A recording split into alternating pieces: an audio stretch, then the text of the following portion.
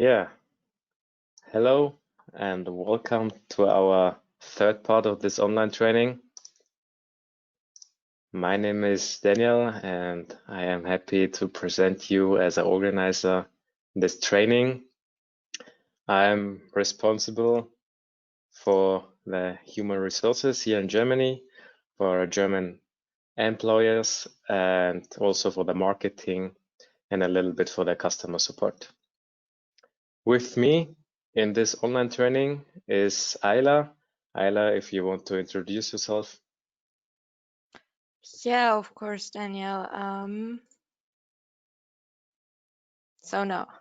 Hi everyone, good morning. I want to welcome you as well for today's online training. And my name is Ayla. I'm joining this training today as a co-organizer, assisting Daniel and answering any questions you may have in the chat. And I will also try, like, if some questions are asked several times, and if we have time enough, I will interrupt Daniel to show you that a second time. If not, I think we are recording this training, so you will be able to watch it once again. And I'm sure that you will learn a lot of interesting as well as new things today during this online training. So have fun. And with that said, Daniel, back to you. So I guess we can move on, right? Yes, thank you, Ayla, for that short introduction. So let's skip to the next slide. For those who are visiting the training or this webinar for the first time, short information about GoToWebinar. We use this tool for our presentation of these trainings. First of all, here you can see you can show or hide your control panel.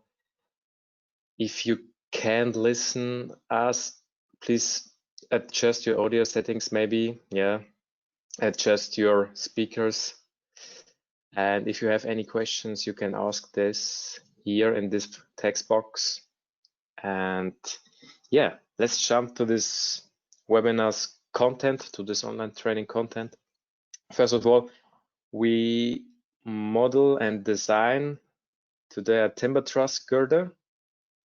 The next part will be the modeling and design of a steel hull with concrete columns. And the last part of this training will be the design of a concrete building, which you see here on the right side.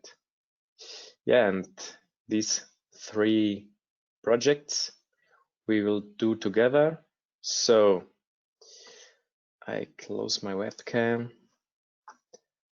I jump to RFEM. So now it would be interesting for me who is modeling also with me. So please put your hands up in this GoToWebinar tool. I think that should be possible, that I can see that someone is doing this. You can raise up your hands here in this GoToWebinar tool. Yeah. Some people are modeling with me, so I adapt my pace.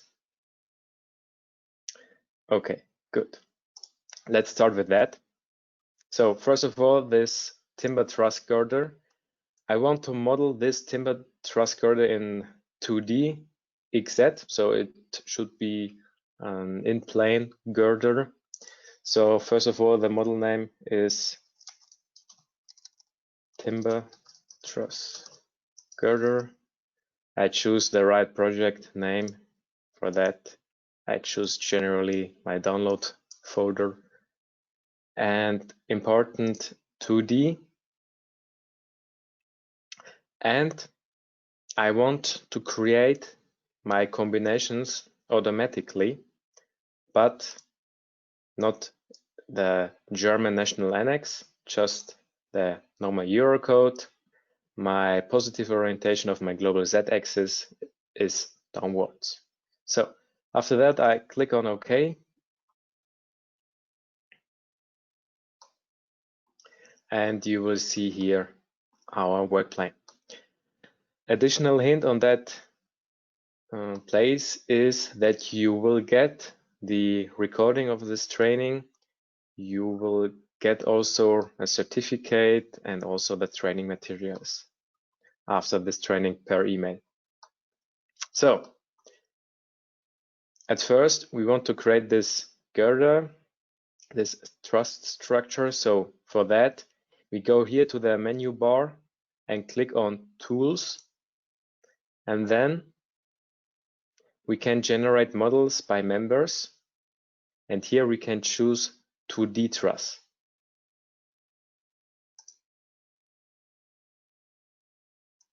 So I decide for that type of diagonals because I want to transfer here tension loads or tension forces in that diagonals. So I choose this type of 2D truss.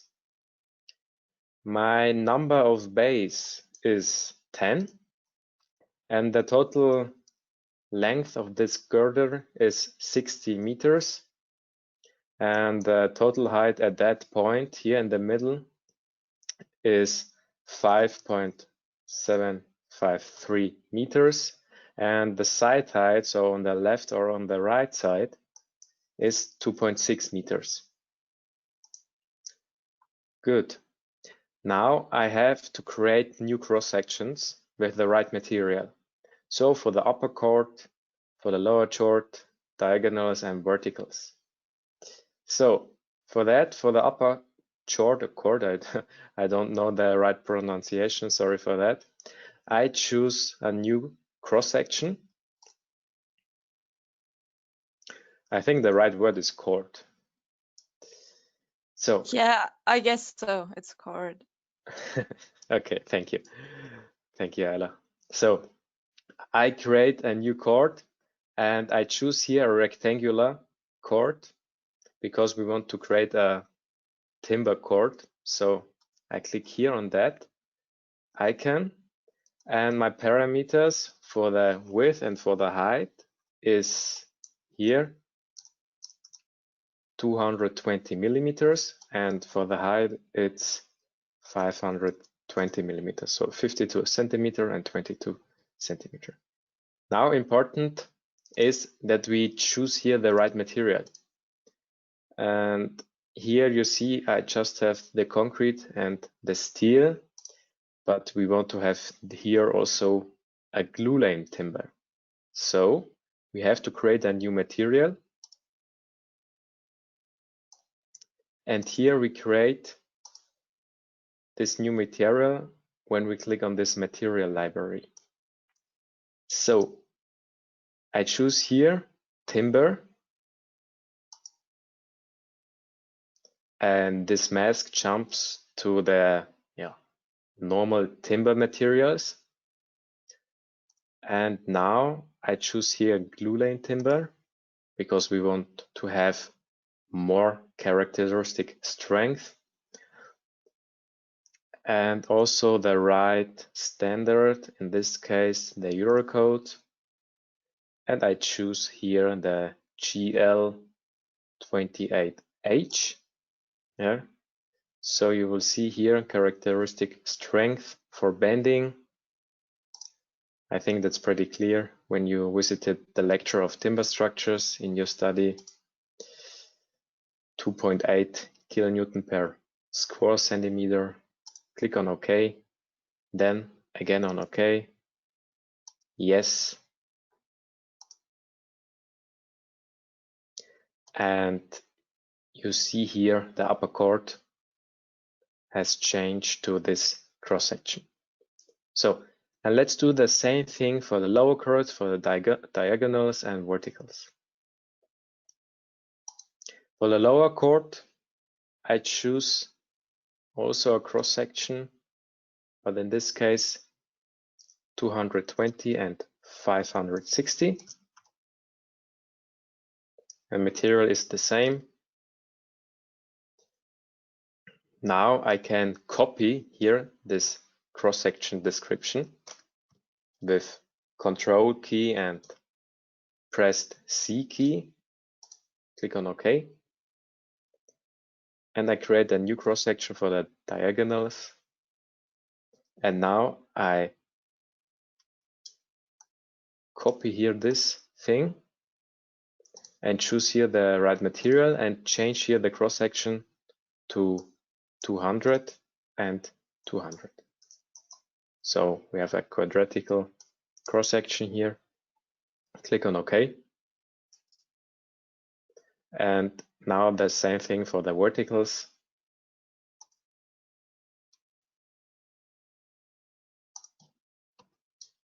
And here we have a cross section of 200 and 180. Also material glue lane timber. So now on the right side, you see the different member types, beam and truss. Where is the difference? Beam can transfer all typical internal forces like bending moment, normal and shear forces, and truss is a member type that has on the end of a member hinges, yeah, and therefore you can transfer only normal and shear forces, no bending moments. So keep that in mind. I click on OK, and you will see here this truss girder. Yeah, so the next step is that I want to adapt my grid to the size of our model. Yeah, for that I click with the right mouse click and I can choose here on work plane grid snap. And here I have the possibility to adapt my grid according to size of model. Yeah, when I click on that, you will see that the whole grid system adapt to the whole size of my model. And this makes, in my opinion, the overview of the whole model and project a lot of easier. So the next step is that we delete here the left members and the right members because I want to create here a support, single support. So I draw a selection window from the right to the left side and the same thing on the right side. And then I can click here, right click and say delete. Now these 2 or 4 members were deleted. And now a very important point, because I want to transfer here also some forces, that we change here these diagonals to the member type beam. So I select this diagonal, press the Control key in order to add something additional to the selection, press this diagonal, then double click with the left mouse click. And now I change the member type to beam. Good. I click on OK. And when I change here on the menu symbol bar the display model to a wireframe display model, you see here this set of members. Yeah, set of members. It's when you want to summarize some members, you can use the function set of members. Yeah. And I want to add these members to that set of members. Therefore, I double click on this set of member and I add here this additional diagonals to that set of member. For that, I click here on this icon, select members, click on that diagonals or on that members, click on OK. And you will see here this set of member. Yeah, so you see this program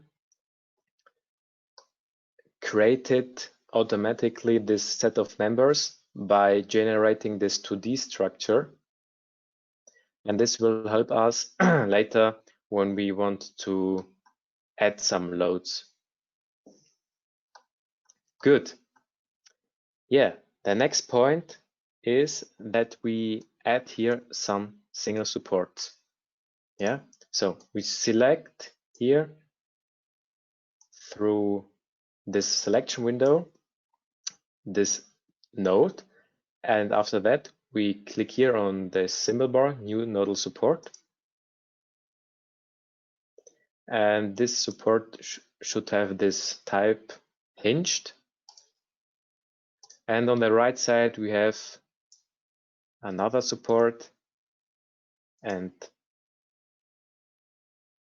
this should be a support which carries only vertical forces. So I move this with this selection here on UX away, so that we just activate here the vertical forces, similar to this sliding in X direction. Good. So I changed the display model, and now we see here this truss structure. So very interesting. Here, these diagonals can be a little bit too thin, yeah, but I want to modify them after the design or after I see the internal forces, because when I get here vertical forces on that upper chord, I'm pretty sure that this lower chord will get a lot of tension forces, because these truss structures transfer mostly these compression and tension forces. But we will see this after the calculation. Good. Yeah, the next point is adding some load cases and loads on that structure.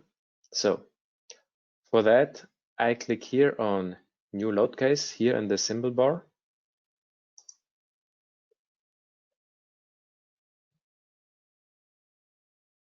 And the first load case description is here, self-weight plus roof load. Yeah.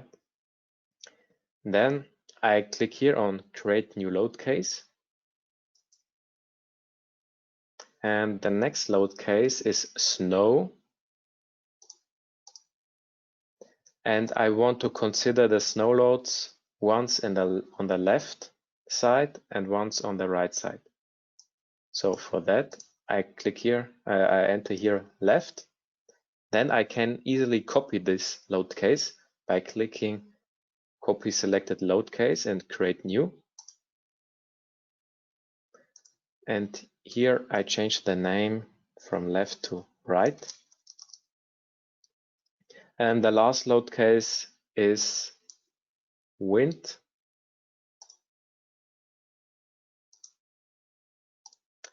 And suction, because we want to consider also a suction wind load case here on this upper chord. Okay. Important thing is here, because we activated here on this basic data at first, that we want to create this load combinations automatically. So several register open here, and we have additional options to do something.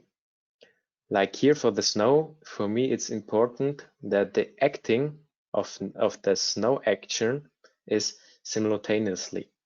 That means that both load cases can combine to each other. Yeah. So no one exclude each other. We will see that later on that load combination. I click on OK. And now I can create here the load cases or the loads. So for that, I can click here on New Member Load. And now, because we have this set of members, we can refer to them. Just click here on Sets of Members, and then the load parameter is 2.5 kilonewton per meter, and I relate to the true member length, because we have here an inclined member. So for self-weight, it's important to select here this option, global related to true member length. I click on OK. And now see and watch, I can just easily click here on this set of member, and the whole load will be created on that upper cord. It's a really big advantage of this set of members when you do that. So the next point is the snow load case. And as I said before, we want to create here this one on the left side and after that on the right side.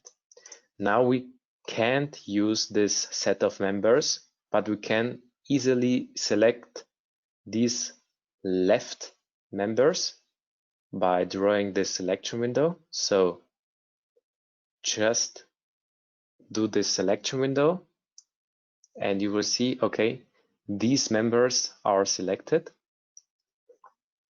Then click here on New Member Load. And you will see here that this load refers to the members from 1 to 5 because we selected them before. Load parameters 3.75. And also here, in this case, relate to the projected member length because this is the normal snow load here. Yeah, important to know that. And we do the same thing on the right side.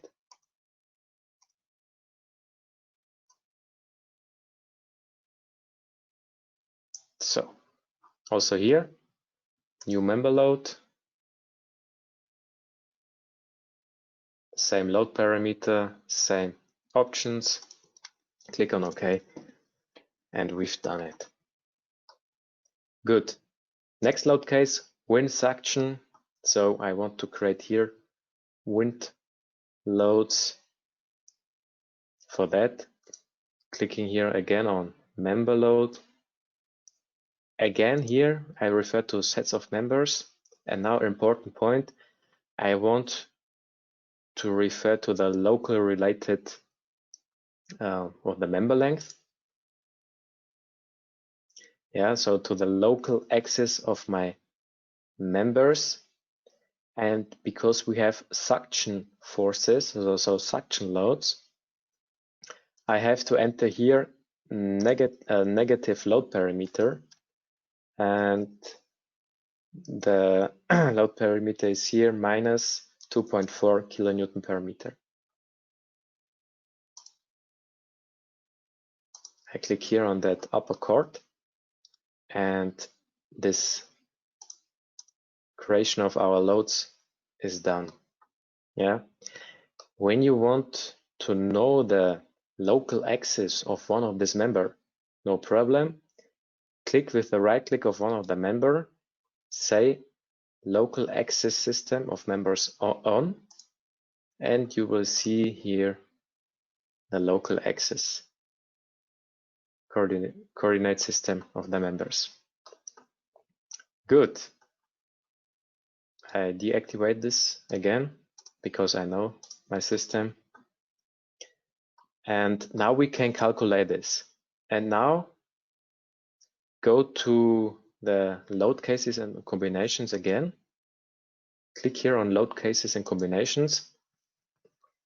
And look for the combination expressions. Here you see the ultimate limit state and also the serviceability state. Yeah. For that easy and simple design of this truss structure, I don't need this serviceability expressions combinations. So I select them all by holding the Shift key and delete them.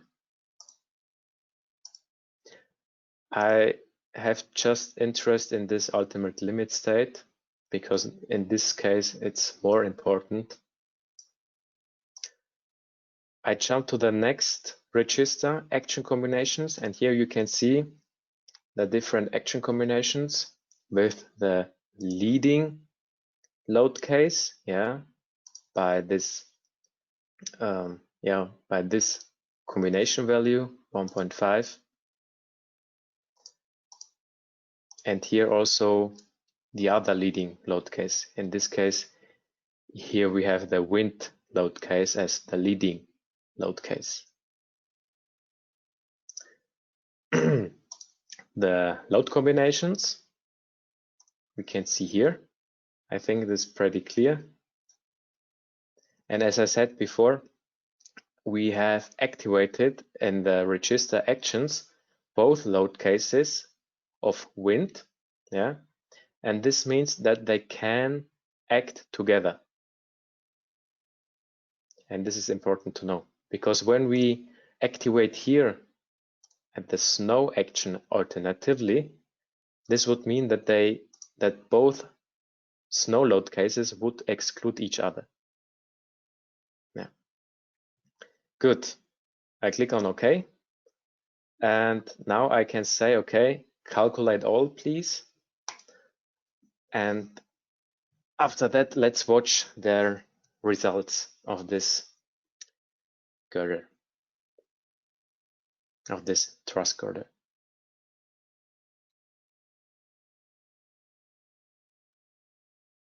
Yeah, the calculation will take some time. I think that's pretty clear. And yeah, here we can see the deformation. We can display the deformation a little bit nicer. Just click here on the display navigation bar, go to results, and click here on the area deformation, members, and cross-section colored. Good. But I have more interest in the internal forces. And for me, very important, and now you can see it, the bending moments aren't so important at that truss structure. Yeah, you see it here. Yeah, there are some bending moments, but they are not very high. But when we look to the normal forces, they are very high. Look at that here, 900 kilonewton. Really, this is really much. And here again, compression forces in this upper chord, yeah, 900 kilonewton. Yeah, this is really much.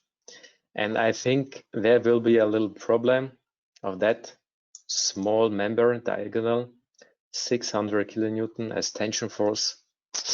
I think there we will have some problems, but we will see it after the design of that members in the timber design. Good. So now let's come to the design of this timber structure. For that, I jump to the data navigator, and when you scroll down, you will see here our add-on modules. Yeah, these add-on modules enables you to design almost everything according to some standards. So with the normal RFEM, you can calculate all structures, but if you want to design something, you have to use our add-on modules. And because we have here a timber structure, I have to use RF Timber Pro. You will find it here, somewhere there. I can add some add-on modules as a favorite one, and they will be here. And now I click here on RF Timber Pro. So this enables the design of timber structures or of timber constructions.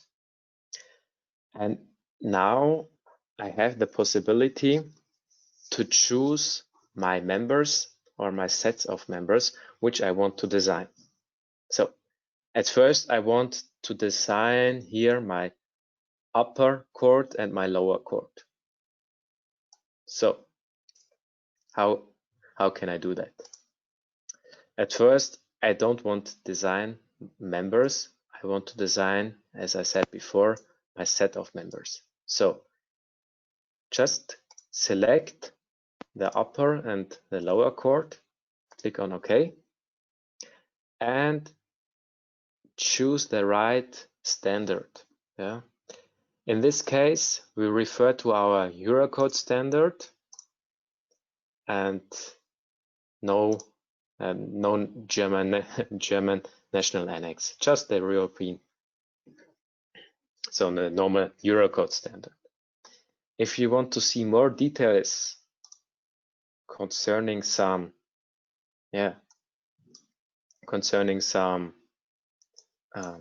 values here, you can see it here by clicking on that icon, and here you have some additional informations of how they calculating some limits and some designs. Yeah, good.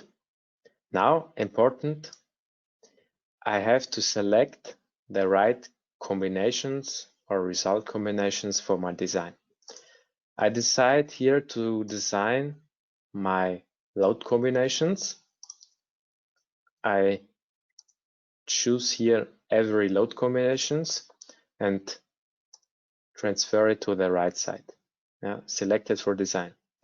I just design here for the ultimate limit state.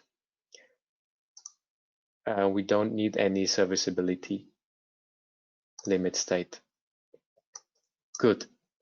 Now jump to the next to the next window, and here we see the material timber for the design. Here we can see some material properties, characteristic strength for bending, for example, or for tension, compression, and so on. Let's jump to the cross sections. Here we can see some cross sections which will be used for the design. And here, additional note of 7, no member with this cross section is selected for design, because we just design here the upper and the lower chord, and the verticals aren't selected for that design, because we can create here after that several cases for our design, but we do that later. Now, important point, load duration and service class, especially for the timber design. And here we can see it. Self-weight and roof load is permanent, and our snow load cases are short-term, so the load duration class, important for the timber design. And here we have also this service class. I decide here for the service class the second, and so we have here some additional information for the service class 2. And now I go to the next window, effective lengths. This is very important when I want to do some stability design. And now I assume, or I assume that my upper chord is fixed enough due to additional due to additional members out of the plane. Yeah, so I assume that this is fixed enough. So I say that no buckling is possible for the upper chord. And for the lower chord, you see, we have just tension forces. So no stability sign will be necessary because we have to consider stability only if we have compression forces. And the only compression forces you will see here in this upper chord. And so for tension forces, we don't need to consider any buckling or torsional buckling. So I don't select here anything. I can do the same thing when I click here on details. And when I jump to the stability register, I can say, okay, please don't consider any stability because I know, okay, my upper and my lower chord are fixed enough, or the stability wouldn't be important here. Yeah, same solution. Parameters, yeah, I can here add additional additional parameters, but in this case, this isn't so important. So how I can calculate this? And now you can see here two different windows. First of all, here at the results, these results are listed in different categories. Here, design by load case, cross-section, set of members, and so on. I choose here by cross-section,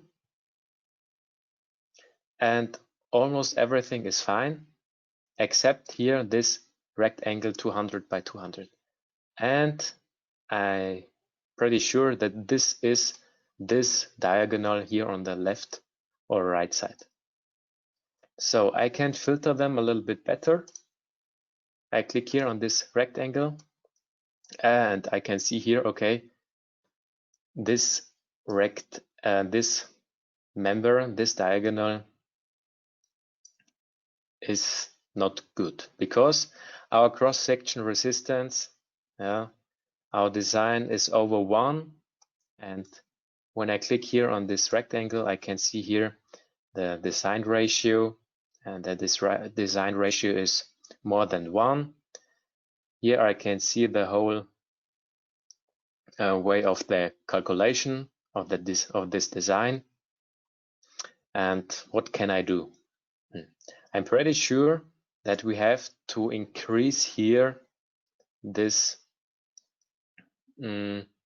this cross section. How we can do that? Just go here to cross section and activate here optimize and click here on yes.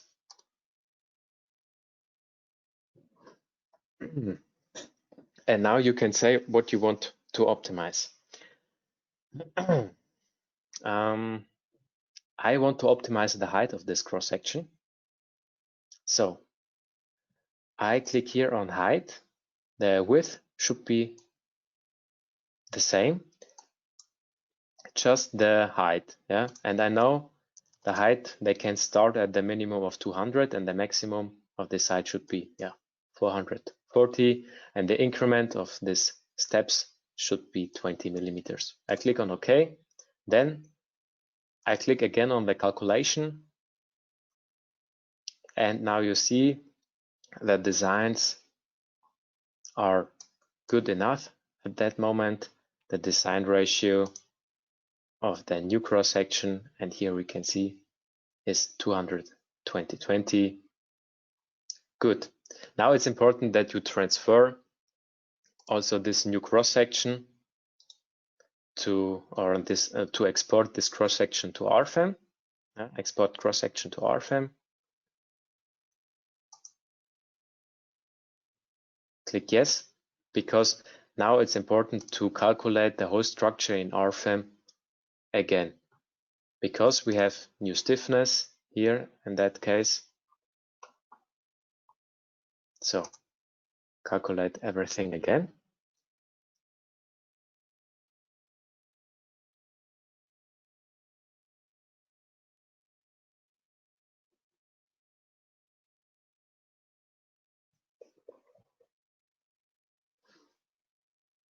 Okay, now let's go to the results of our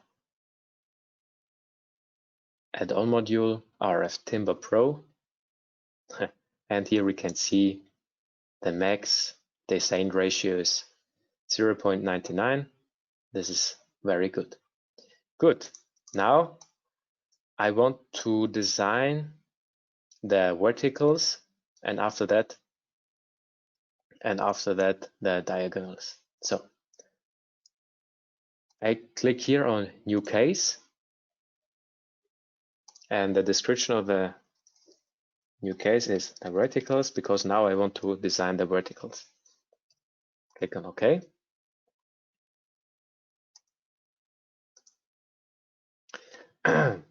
I select the members for the design, and now I can click here every vertical manually, or I use a more smoother way of selection.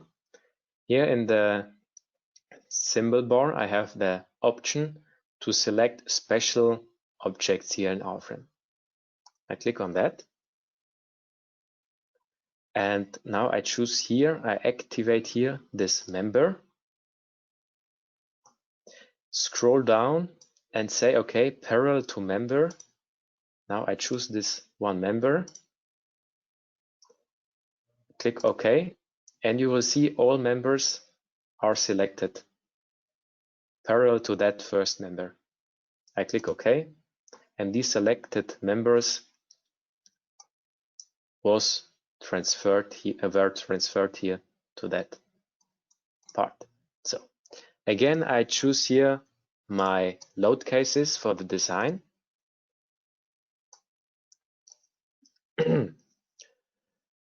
I go to materials. I think this is now pretty clear. Cross sections and so on. Effective lengths. Oh, sorry, here I have to select the service class to 2. And now important here we can get some pressure forces. Yeah, when you watch here we have a vertical of some compression forces. Yeah, and here I want to consider the stability design. And because I have here the normal buckling once in out of plane and once in plane, so the normal Euler case 2, I say, okay, my length, my buckling length should be the same as the member length. Yeah, also for the lateral torsional buckling. So the inputs of this length are enough, and I can say, okay, calculate. And again, I see, okay, all designs are are fulfilled. Good. Now the last case is the design of the diagonals. So new case, diagonals. Click on OK.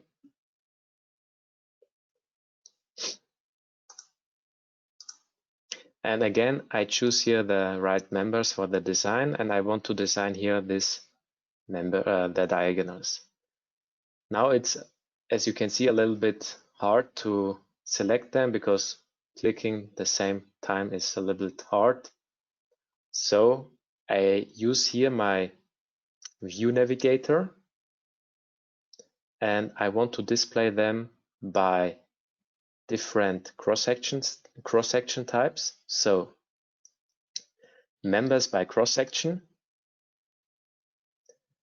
And now I decide here for the T rectangle, 200 by 220. and I choose here this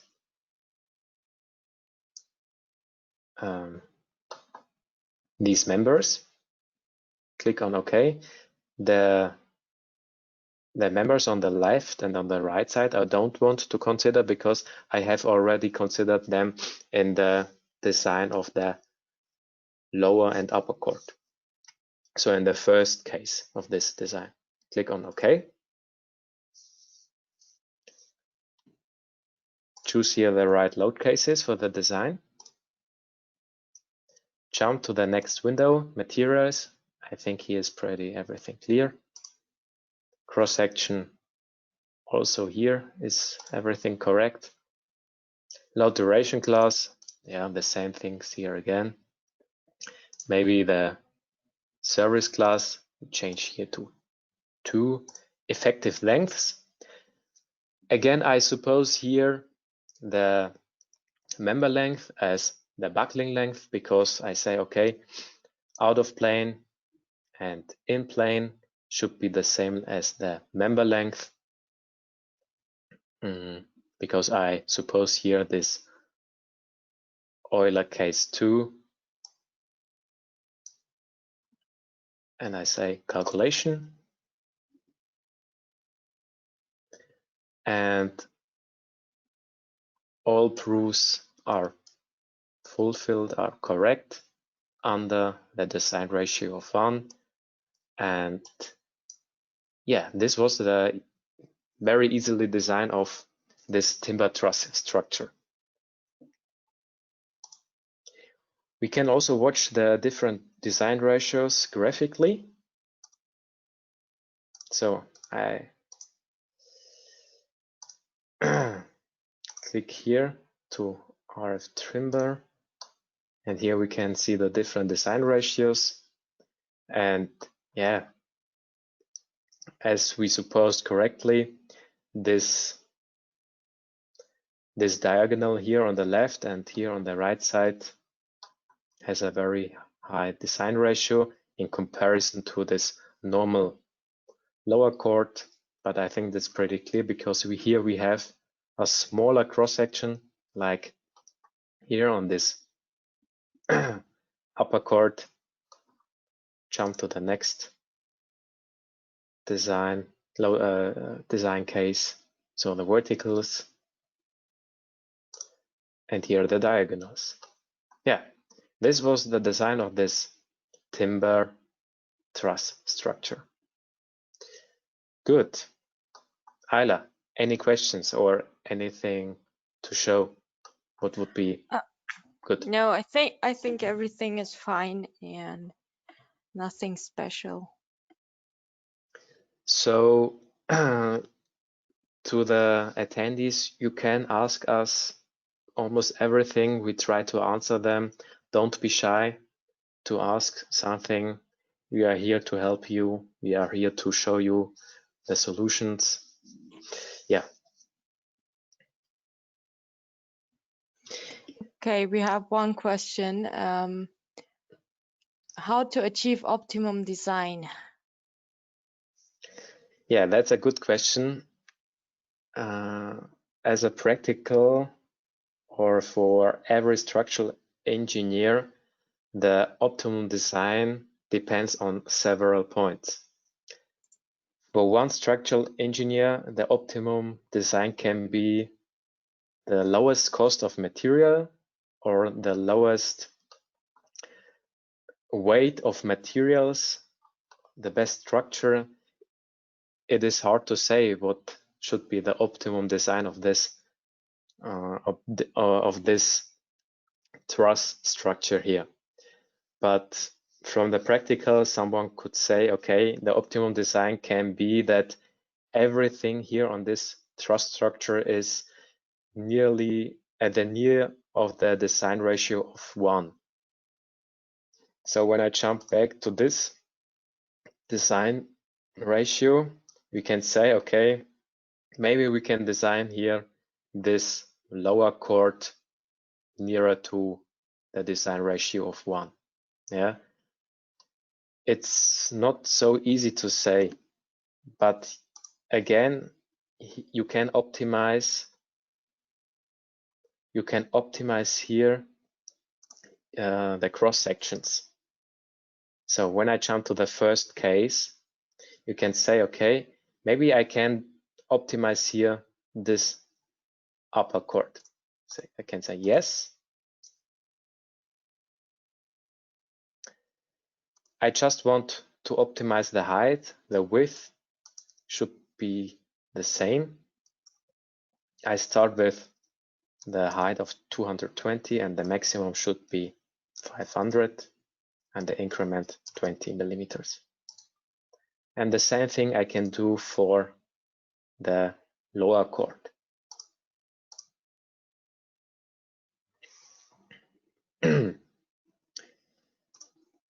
Here also just the optimization of the height.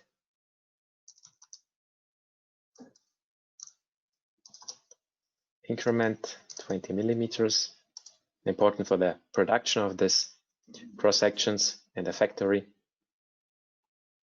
I say, okay, calculation. Okay, now you see here the design ratio 0.99. And when I jump to the cross sections, I can see, okay, here cross sections by the design of timber structures 220 and 300.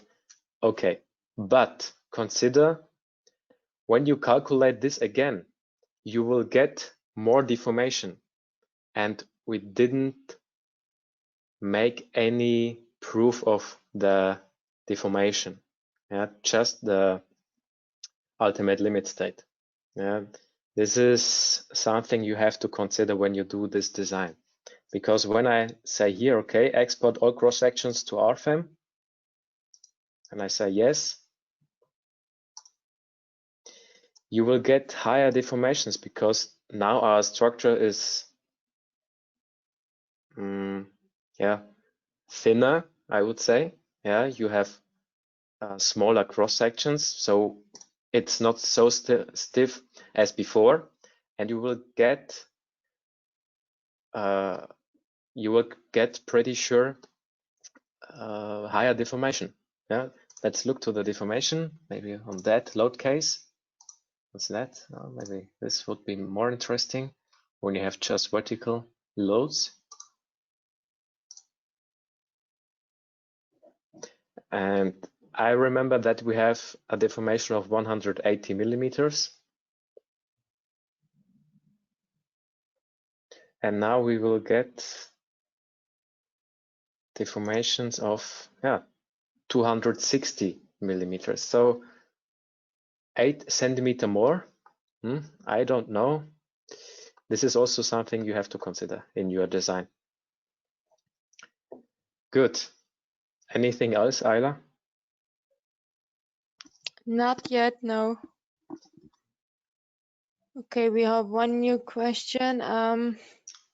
Is it possible to have multiple sections for each member? Yeah, that's possible. Yeah, but you have to create for different members more cross sections and put them to the design. Yeah, that's possible. Yeah. So I can, but we almost did here the same thing. So we designed here for that upper chord a different cross section, for the lower chord a different cross sections, for the verticals. Maybe you can optimize your construction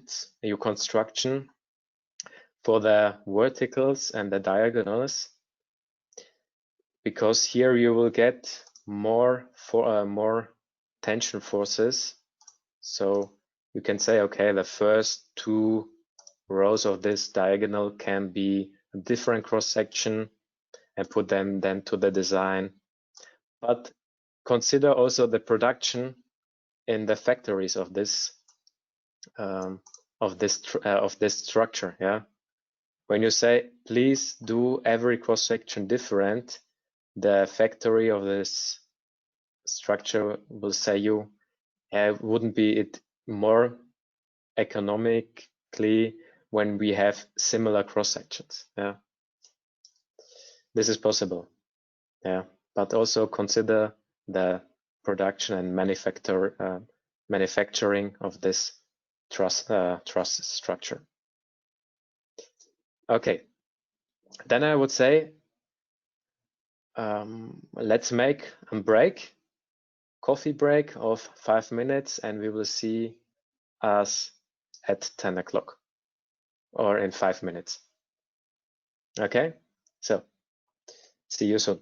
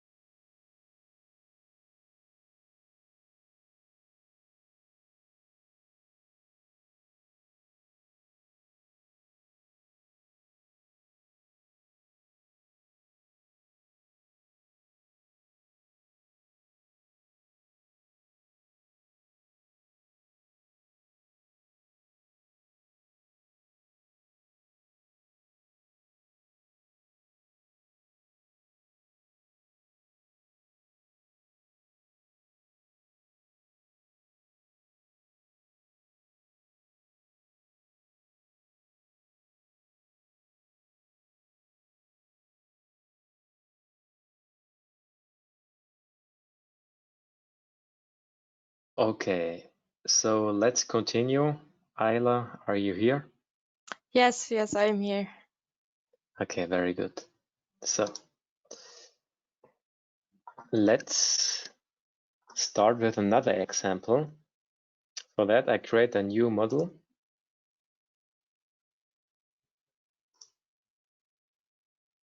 And here I want to model and design a hole or a steel hole. I choose here type of model 3D, and I do the classification of load cases and combinations to the normal Eurocode. And my positive orientation of the global z-axis is downwards. So I click on OK.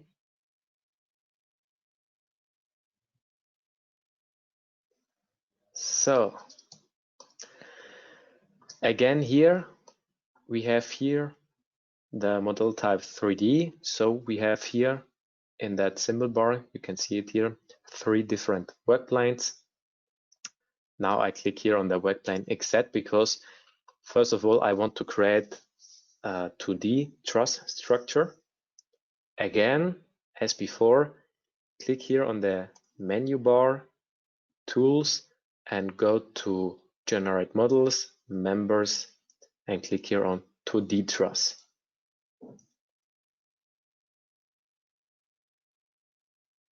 So again, I want to transfer my normal forces here with that diagonals and that directions. So my truss structure will get here tension forces. My number of bays are 6. The total length of my truss girder is 18.75 meters. Total height 3.25 meters, and the side height is 20.75. Yeah, now we have to create new cross sections, but I think that's at the moment known how this works.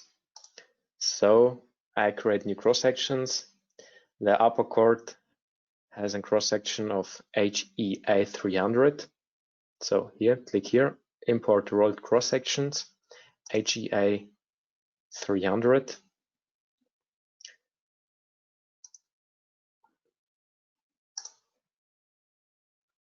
And you see here the cross section description. The same thing with the lower chord. I can enter here also the name. This will be much faster. Here we have an HEA 280. I have to choose the right material. Diagonals, IPE 160.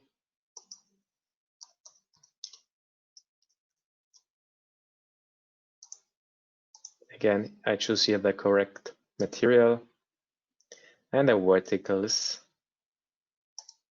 are HEA 160.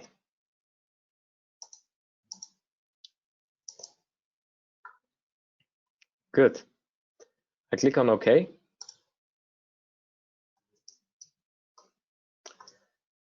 And the next part is that I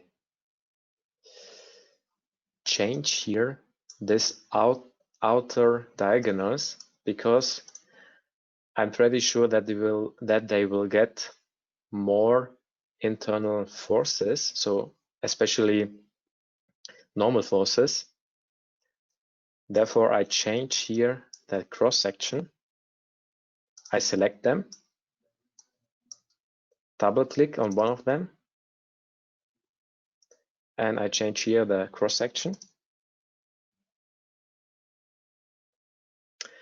And here I change the cross section to HEA 140. I choose here the right material.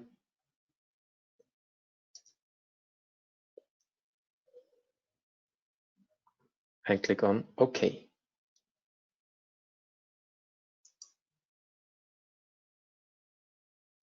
Good. So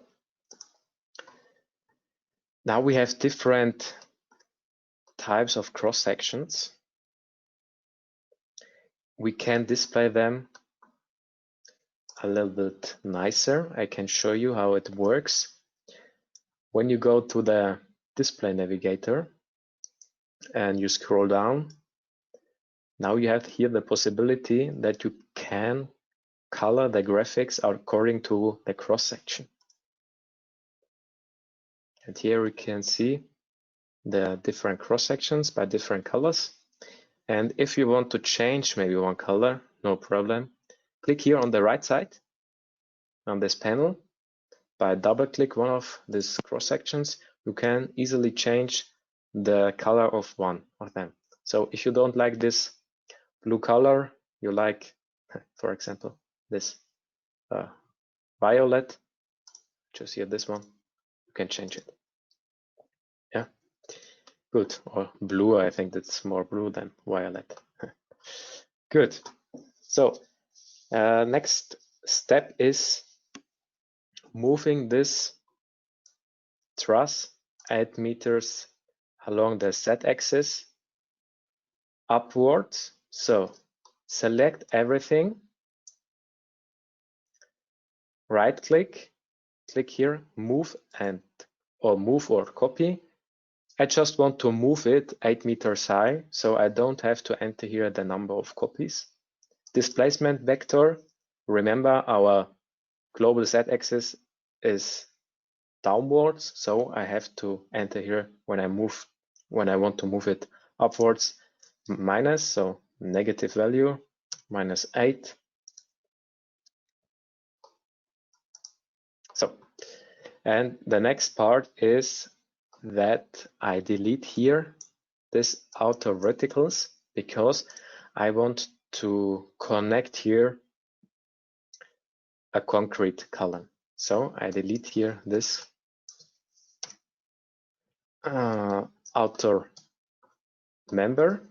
Now I create a new column. For that, I click here on the symbol bar, new single member. I create a new cross section, rectangle and quadratical cross section, concrete C3037 according to the Eurocode. I click on OK. Again on OK. And I start from the button to this corner node of this truss structure. Now you can see I can't snap here these grid points because I didn't activate this here.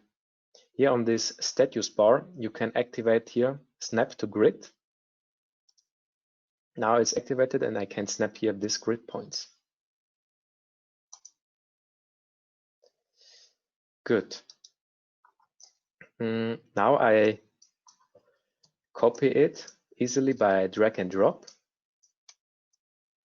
by pressing the Control key on my keyboard. And because they have here, in this case, the same colors, I change here the color of my concrete structure to pink. So, nice. Good. The next part is that I adjust here some hinges. Yeah, and we offer two ways of insert of hinges. The first thing is, maybe this is also not so known, that we can add hinges graphically. Therefore, go to the menu bar, Insert, Model Data, and then go to Member Hinge, and then Assign to members graphically. As you can see here, I want to connect this upper chord by a moment hinge here on that concrete column. Therefore, I create a new hinge type and I activate here the moment hinges. I can also do it here by clicking on one of these icons, set rotational release MY and MZ. Yeah. It's the same solution. I click on OK, and now you will see here blue nodes or circles. When I click in the middle of one of this member, the hinge will be created on both ends. And when I just click here of one of this member end, it will create this member hinge just at the end of this member. Yeah, I do it here on the left side and once on the right side. Click on OK. I change here the display model to the wireframe model, and you will see the hinges a little bit better. And the same thing we do for the upper chord.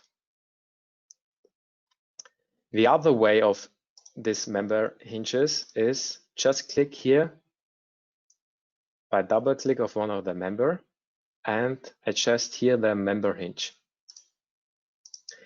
And here in this case, I want to create a member hinge which has moment hinges, but also a shear and normal hinge, because I want to transfer all these forces via this diagonal. So I create a new hinge. And because I don't want to transfer here at these ends some vertical forces and normal forces and also bending moments, I have to activate here the movements UZ and UX. Click on OK. And after the calculation, we can see that the tension forces in that upper chord are transferred to that diagonal into that column. Because when we have here tension forces, this tension force will go along this diagonal and will transfer this tension force as a compression force to this concrete column. I think that's pretty clear. Then the right member. And here the same hinge, but at the end.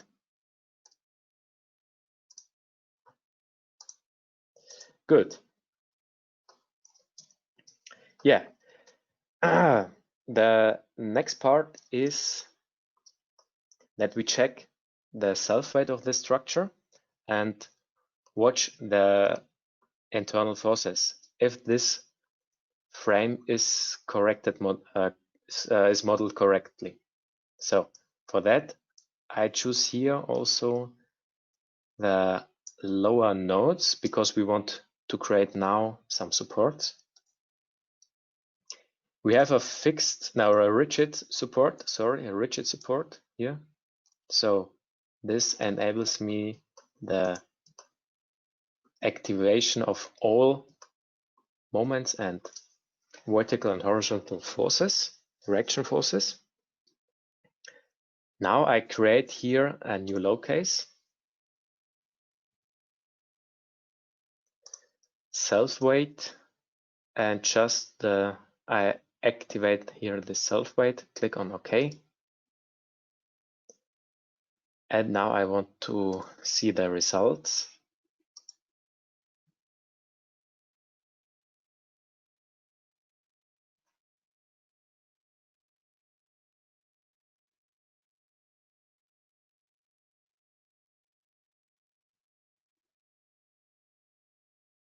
So, okay, I think the deformation, here we see at first the deformation, but for me more important, the internal forces. If we modeled and entered here the hinges correctly.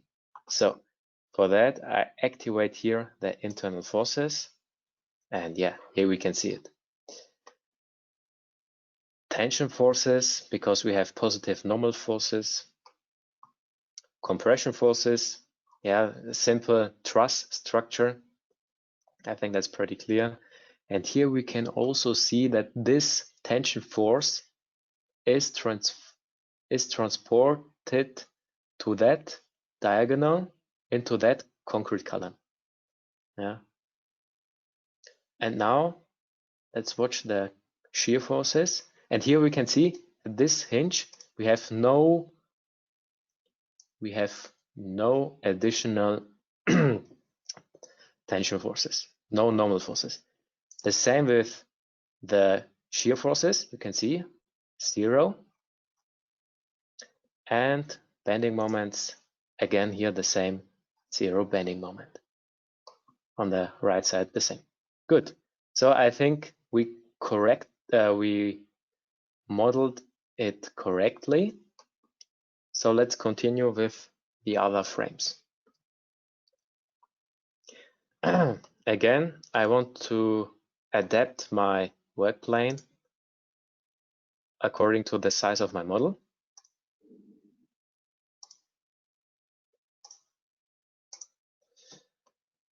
Now I want to copy it 2 times in the global Y direction. So I select everything, right click, move and copy.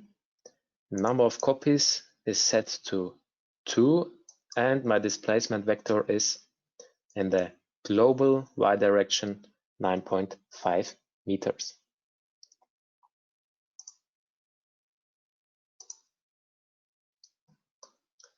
Good. I change here to the work plane XY. And now I want to add here additional beams. Yeah. Additional beams. Let's do that.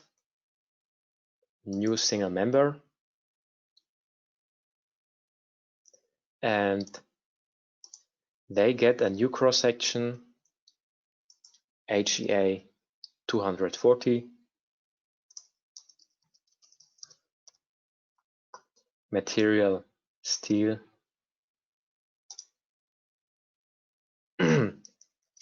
And now I want to add here some hinges on both ends, so they will be connected as hinged beam, as truss, we can say, because we have on both ends hinges, moment hinges. Okay, so let's do that.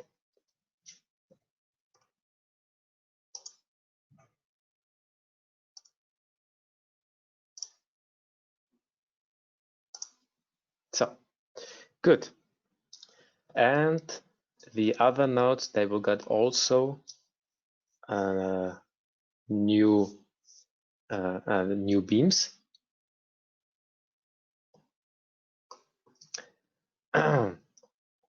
For that, we create a new hinge.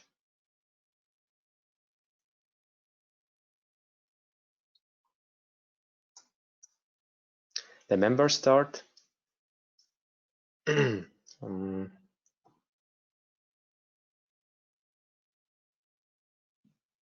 should have here also at the start a new moment hinge, and at the end we can leave it as none because here we do another member hinge.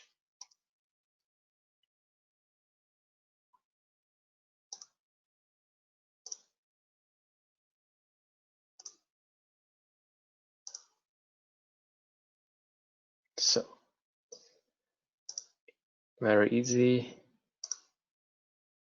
So now I want to copy that beams. I press my control key on my keyboard, select everything, and by drag and drop I can easily copy it.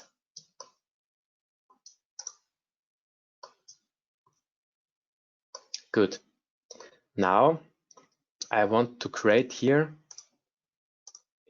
at that beams scissor hinges. What are scissor hinges? Scissor hinges, when you have four members connected, like here, for example. Here, 1, 2, 3, 4 members connected in one node. Yeah, I can consider scissor hinges, and each of the two member pairs transfer moments in its continuous member direction. But they do not transfer any moments to the other pair. So only shear forces I want to transfer to that beam. So when this continuous beam gets some loads, yeah, it will have a distribution of a moment, something like that. Yeah, so a support moment and a field moment, and I want to transfer only shear forces to that beam, to that upper chord. I have to create scissor hinges. Yeah, let's do that. So for that, I choose here these members. Member end should be a new cross section. Sorry. And now scissor hinge can be only created to my global coordination system. And here I have to activate the special type of hinge. And I want to consider the transfer of moments in my continuous direction. So I have to activate here the bending moments and also I don't want to transfer any normal forces. So now important thing, I have to activate here the UY direction because I refer to my global system. I have to activate here the scissor hinge and also one torsional hinge because I don't want to have any torsional moments in my beams. I click on OK, and you will see here this S for scissor hinge, and we will do the same also for the other side.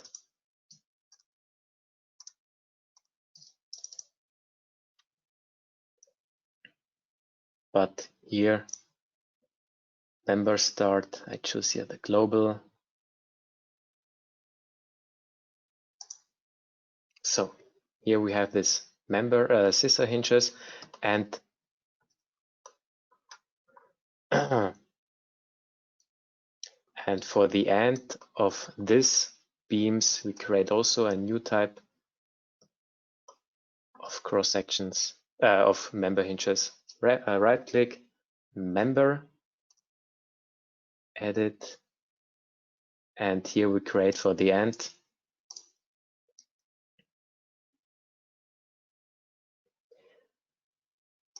these kind of hinges in order not to get any additional forces or moments.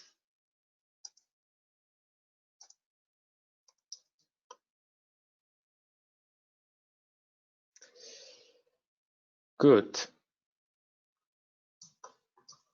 Okay, so let's calculate this thing maybe in order to see if we modeled everything correctly. Maybe one note in order to have here I forgot here some bracings. We can create also here some bracings. So just click here on new single member. Change the member type to tension.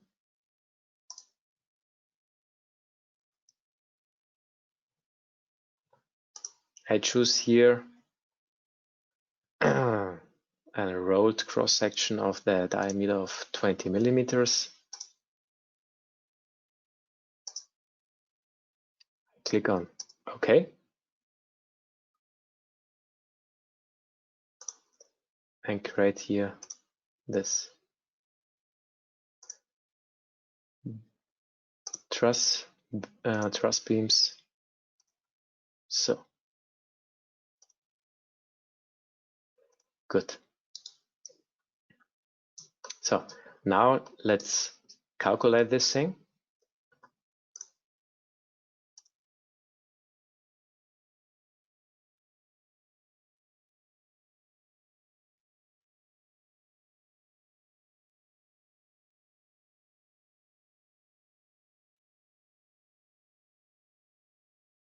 So it takes some time.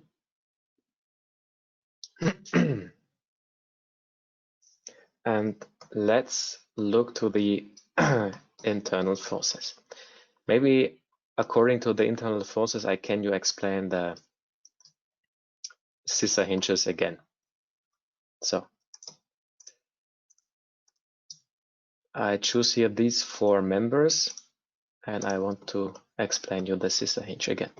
So as you can see here we have our continuous beam, and here we have also a beam.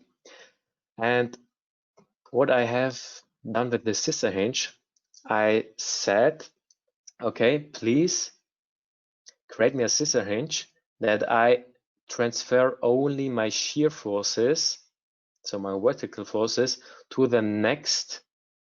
that beam in this direction, to the blue beam. And everything else, this should be considered in that continuous beam. And you can see no moment was transferred to the other beam. When we look to the shear forces, maybe here we can see, okay, here we have additional shear forces from that continuous beam. Yeah, and this is something important to know for the scissor hinges. Okay, good. Yeah, now I want to show you one additional information. When we look here, maybe to that beam, we see here the distribution of that bending moment, of that moment. And maybe you think, okay, this isn't correct because it has this distribution. This would mean that we have here a single force in the middle of this beam. Normally we have just the self weight, so it should be a quadratic distribution of that moment. When we change here on the calculation parameters, the number of divisions of members for the result diagrams, maybe to 30, we will get the right distribution. Let's calculate this again.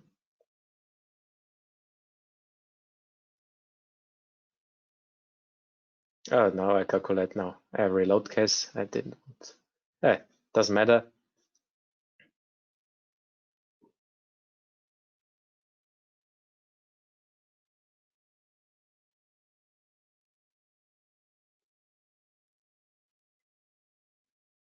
Now you see the right distribution of the moment. Yeah. So when you think, okay, the distribution of one of my systems isn't correct because it has the wrong distribution, then check please here on the the calculation parameters the right the right divisions of members for the result diagram. Okay, good.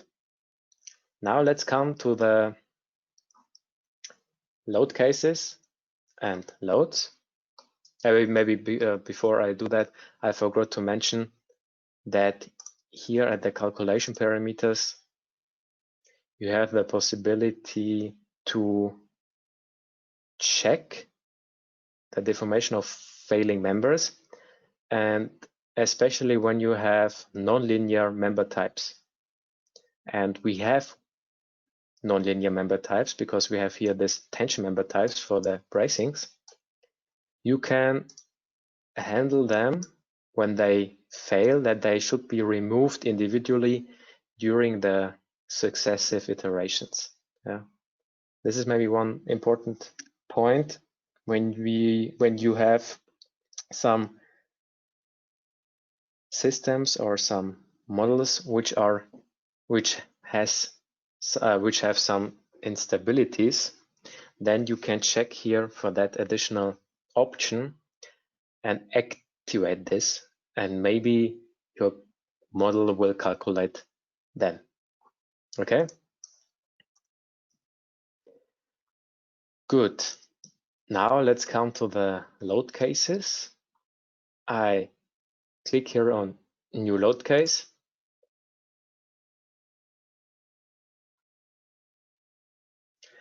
I create here a new load case, impose load for the category A, then a new load case, snow,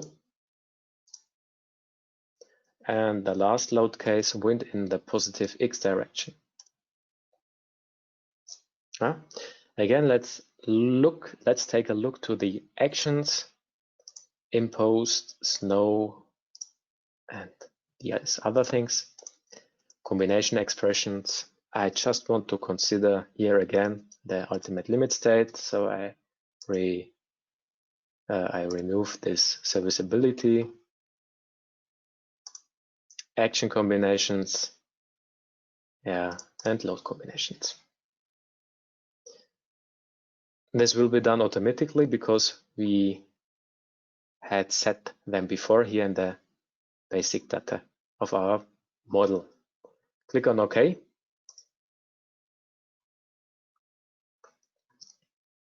And now we add the loads on our structure. I choose here the right load case, and I want to add here some loads on that roof plane.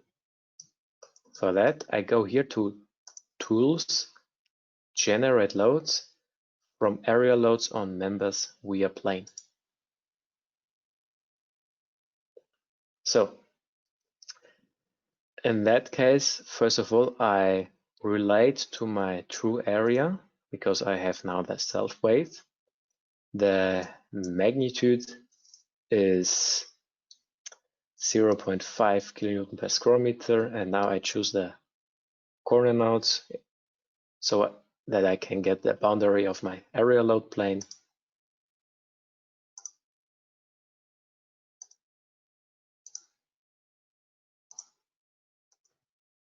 Click on OK. Now I can remove the influence of members, and as you can see here on the work plane, at that moment everything is selected, also the upper chord, but I just want to consider the loads on the beams here, on the continuous beams, not on the upper chord, but just on that beams here. So I say remove the influence from members parallel to the upper chord, yeah? And you will see here now just these members are selected. Click on OK, and let's do the same thing then for the right side. So again, click on Tools, Generate Loads,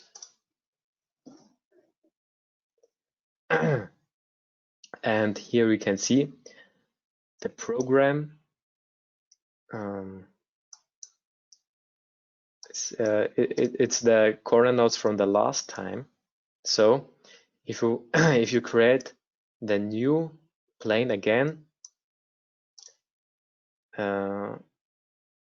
it has the same corner nodes, so you have to delete these nodes. Yeah, so I click here, delete current area plane. Now select the new corners.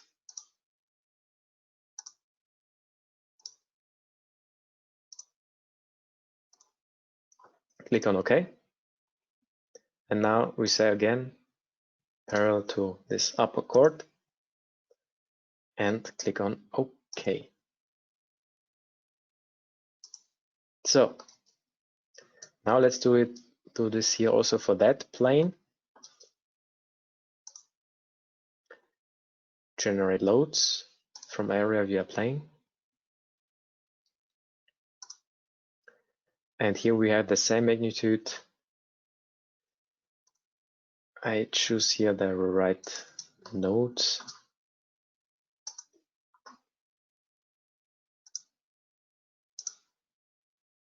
And click on OK.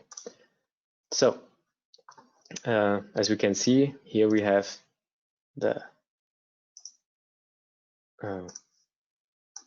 some information box about the generation of the loads. Click on OK. And when we click on the right click on display separately, we can see how the loads were added on our members.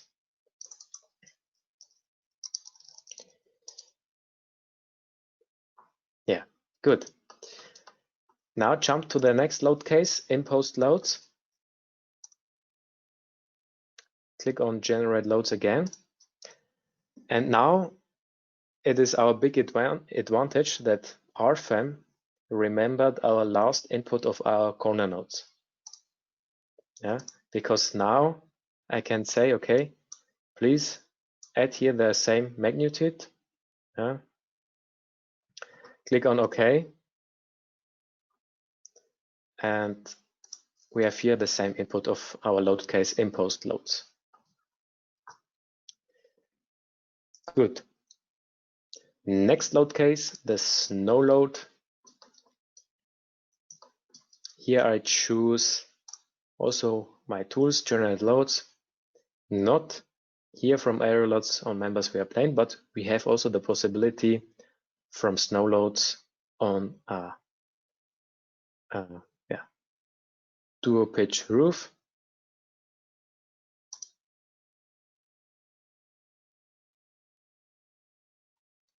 And here I choose the zone number. So first of all, I have to choose the right national annex. Yeah. I decide for Germany because we are located in Germany. I choose here the right information zone. In this case, I choose here Munich. I double click.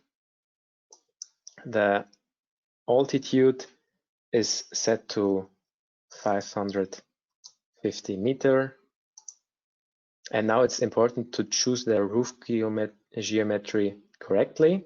So in the right order, you see A, B, C, D, and so on. So clicking in the right order, C, D, E, F. And here we can see the new load case which will be generated in this load case. I want to remove some influence because, as you can see here, I just want to have my snow loads on that beams here. Members parallel to that upper chord, and click on OK. Good. Now let's do the same thing for the wind loads. For that, jump to the next load case, wind in positive X direction. Click on Tools, Generate Loads, Wind Loads. And here we have also the possibility to generate the wind loads on vertical walls with roof. I decide for the according to the Eurocode again, here for the national annex, we have also the possibility to consider another national annexes. Yeah. Wind zone here, I choose Munich, category 2, because I have maybe a little bit higher buildings in the city, in a bigger city. Again, here I choose the right base geometry. Now it's important that you do the base geometry in the right order as the roof type and geometry. Yeah? So start here again, here on the left lower corner, and when you want to select the roof type, you have to start at the same left upper corner. Yeah, as you can see it here in the right bitmap. So let's do this.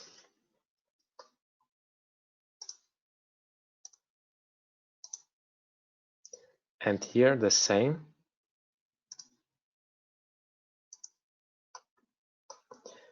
And because we have a very flat roof, the program will say to me that he will consider it as a flat roof for the wind pressures. So, and now we have the wind load case, wind in the positive X direction. So I say also that the wind should have the same side like the wind in positive X. So I delete here these members because I want to show it how it works. First of all, you can see here everything is selected, so every member is selected. For the wind, I don't want to consider here my upper chord, also not here this lower chord, and also not here these diagonals, and also not the verticals. So this was a wrong decision because the verticals are parallel to the concrete columns. So the program also deleted the selection of these concrete columns, but I want to consider my wind loads on these concrete columns. So sorry for that. I just do that parallel on that upper chord and on the lower chord. Click on OK. And the rest I do it manually.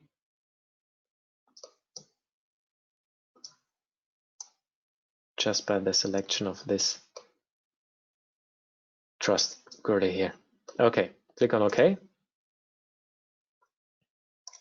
Then click on OK again. And now let's see the different information about the wind loads. And here we can see the different wind loads on each member. Yeah, I think that's pretty clear. And now we want to consider these wind loads also in the other directions. And because we have already generated here these loads, we can easily copy these information to the next load cases considering wind load cases. So let's go to edit cases and combinations here in the symbol bar and click here on the load case 4, wind in positive X, and now we can easily copy them 3 times. Because now we want to consider the wind loads in every direction. So wind in -X, wind in positive Y direction, and in negative Y. Click on OK. And the only thing we have to modify is the direction of our generation wind tool. So double click on the generated wind loads and choose here the right side. Yeah. And in this case, it's from as a negative X direction. So DE.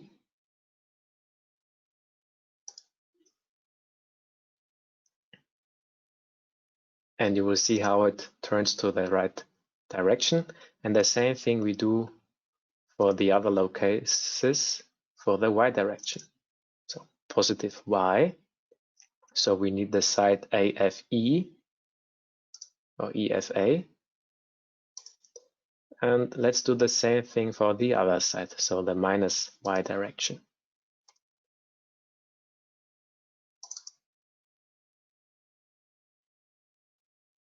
So BCD.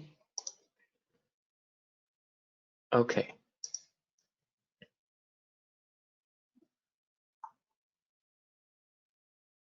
Good. So let's calculate everything. This will take some time. I drink some water during that calculation time. Yeah, and just one hint from my side. Again, we are recording, so you don't have to worry. Like if you want to model this on your own, you will get the training recorded. Just once again, because we have this question asked many times.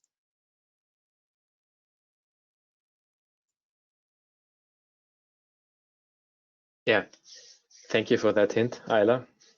As Ayla mentioned, you get the recording, their certificate, and also all the materials and the models. And this recording will be published also on YouTube, and there you can watch it.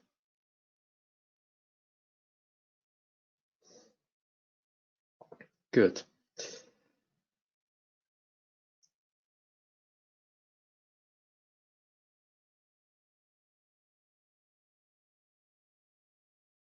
Okay, now we have a problem because in some cases our model is unstable. Yeah, and this, I think it can be because of this hinges here. I have to correct them because I think I have here the wrong hinges. Let's correct them.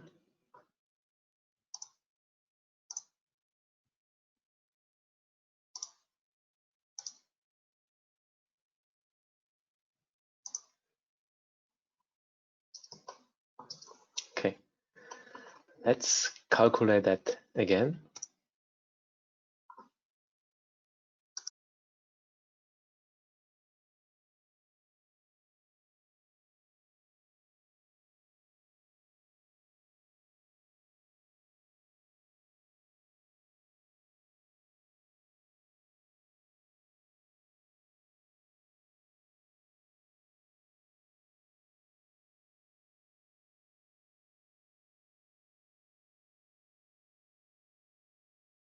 So this will take some time.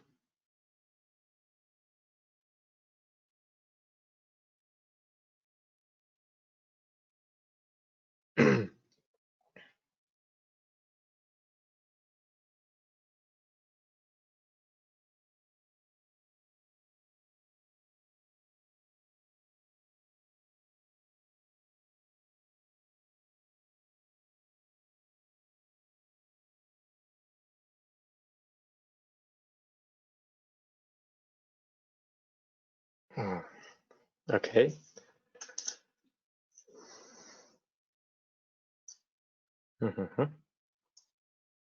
Sorry for the delay, but my PC is slow today. I don't know why. Yeah, and now it was calculated correctly. The reason was because I had here the wrong member hinges. Sorry for that, but now I think it's everything correct. Good. Now let's come to the explanation of the results. I would recommend you to do some plausibility checks. Yeah, so look to the internal forces, look to the deformations. Can this be right? And so on. So load case 1, self-weight. Can this be correctly? Can this be correct? So, okay, member hinges, I think that's pretty clear. So here we have there are places where we have member hinges. The bending moment should be 0. Here we have this scissor hinges. So with this support moment, field moments. Also our supports, they can act on some moments. I think that's pretty clear. Let's watch the deformation in UZ. Can this be correct? I think, yeah. Good. And so on, yeah. So when you do some plausibility checks, look to the deformations, look to the internal forces, and so on. Also to the support reactions, and so on. So let's do the steel design. For the steel design, we can use our add-on module RF Steel Eurocode 3. So let's open our add-on modules, design steel, and here we find RF Steel EC3, so Eurocode. Here we can design steel members according to the Eurocode 3. Let's click on that.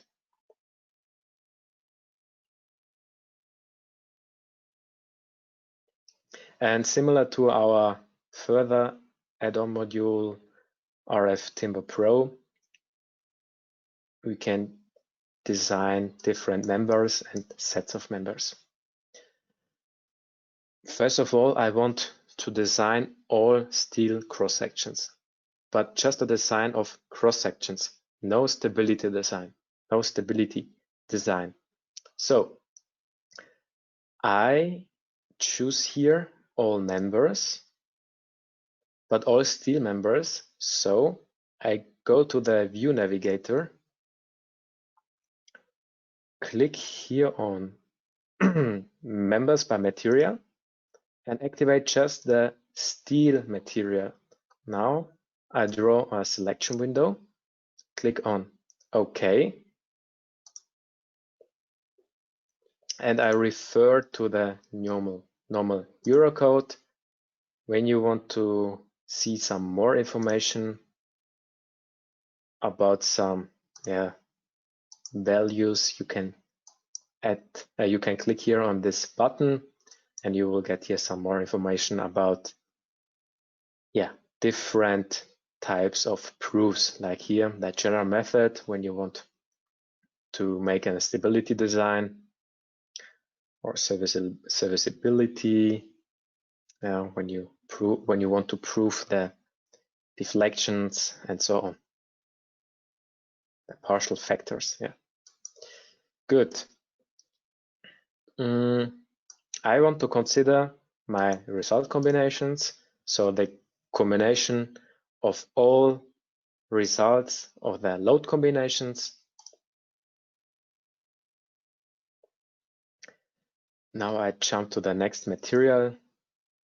Here we can see different material properties,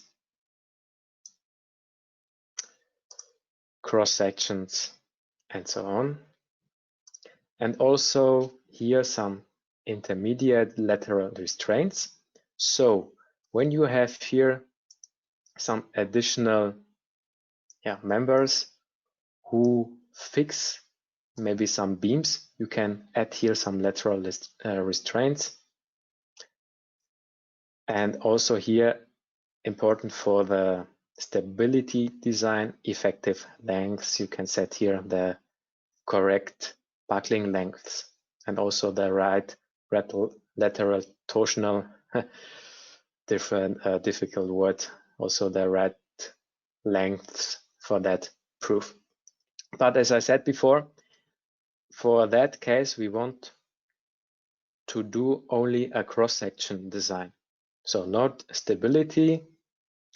We can rename here this case, so just design of cross sections. And let's go to the details and deactivate here the stability analysis. Click on OK, and now watch here to that two windows on the left side. They will disappear because now we are just focusing on the cross-section design. I click here on calculation, and all members will be designed. And we can see here, okay, everything is good. So the cross sections are good enough.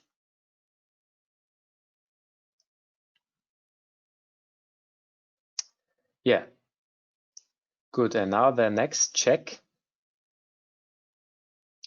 is the stability analysis. And for that, we have to create a new case. So,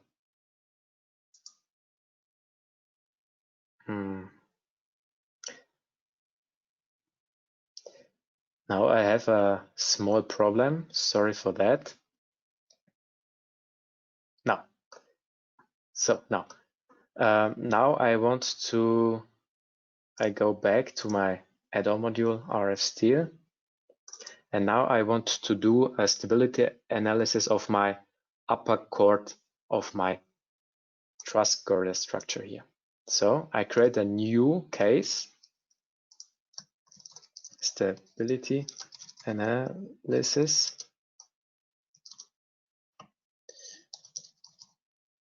of upper chord.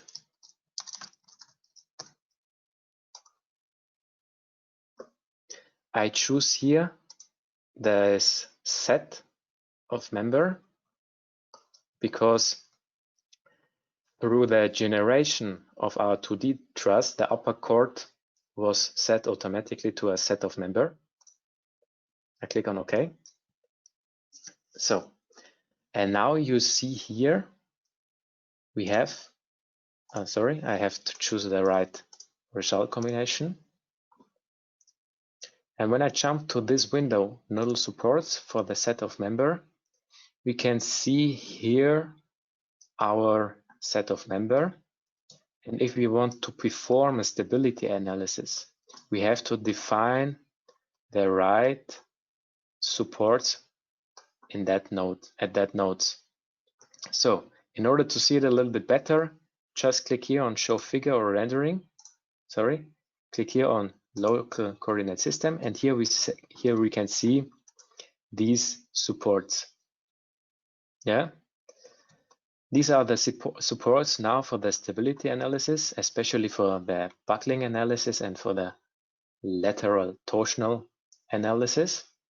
Let's calculate this and let's see if this works.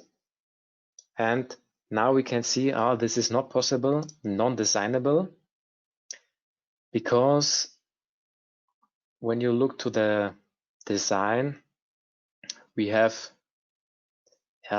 this design is not good enough because we forgot to add an additional support at the middle of our upper chord. So we have to add an additional support for our proof of stability. And now I have to wait for my program again because it is loading.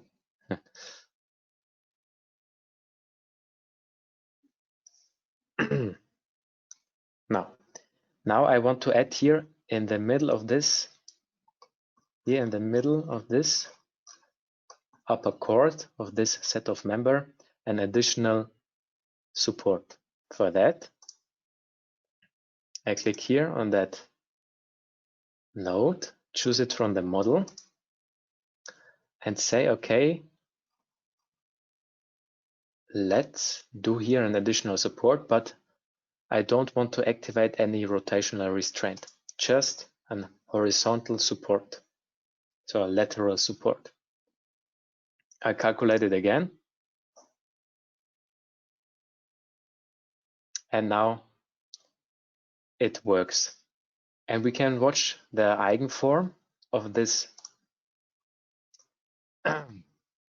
of this case.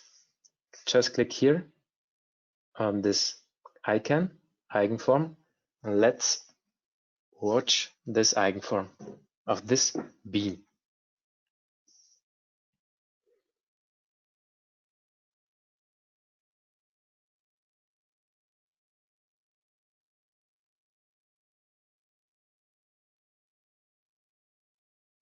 So this will take some time.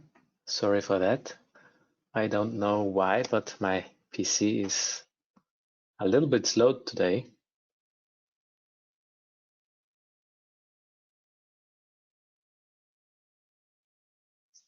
So, and here we can see the eigenform.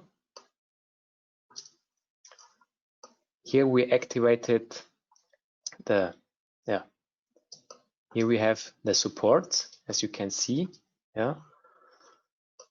Here just the lateral support, so just horizontal support, and here also the fixed support. And this is very interesting to see it how this will deform. Okay, this was the design, the very easy design of this steel hole. So what we have done, we did a cross-section design and then a stability analysis of our upper chord. Yeah. Ayla, any questions or anything to mention from your side? No, I don't think so right now. But again, if you have any questions, you can write in a chat. Okay, then I would say let's make a break again. Let's continue in 11 minutes. So in my time at 11:15, we continue our last example. Okay, so see you soon.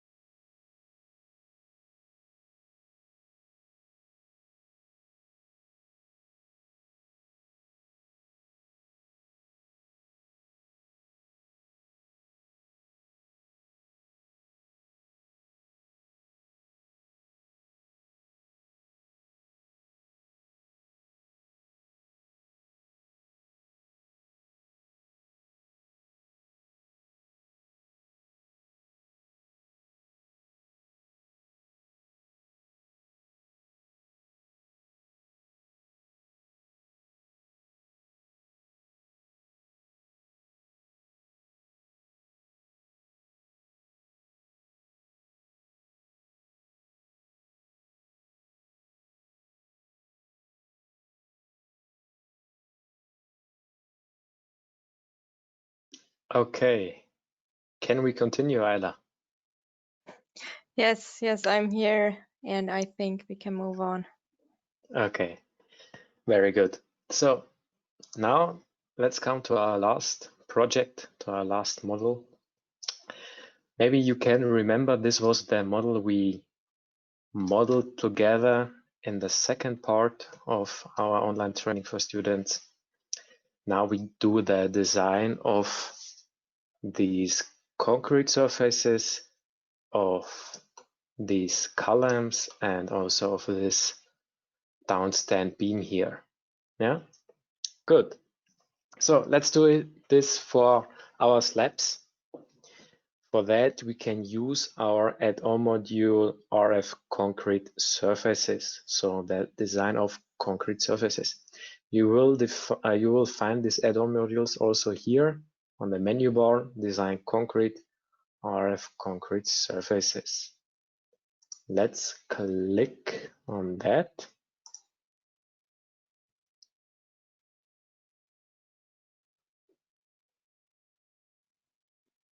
So what we can see here in this window, we select first of all the result combination. Yeah. And then the right standard. We want to design here for the ultimate limit state according to the Eurocode. So no German national annex. For more information, you can edit parameters here.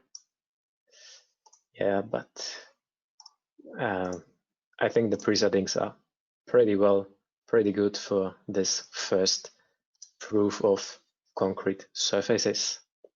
So next thing, materials.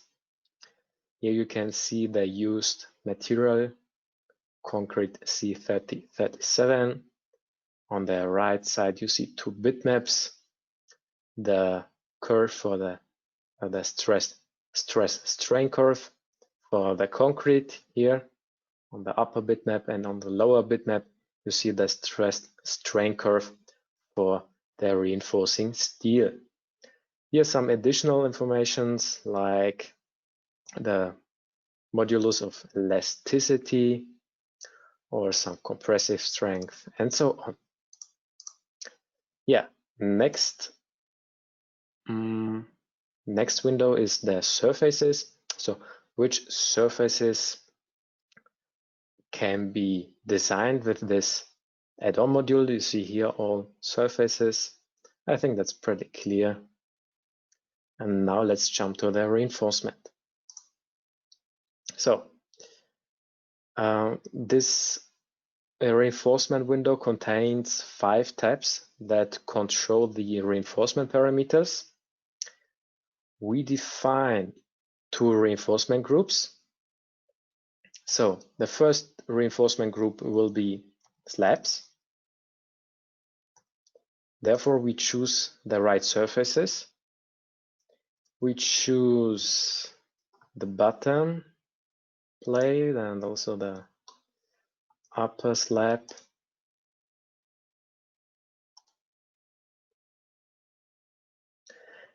And the next part is here, reinforcement ratios.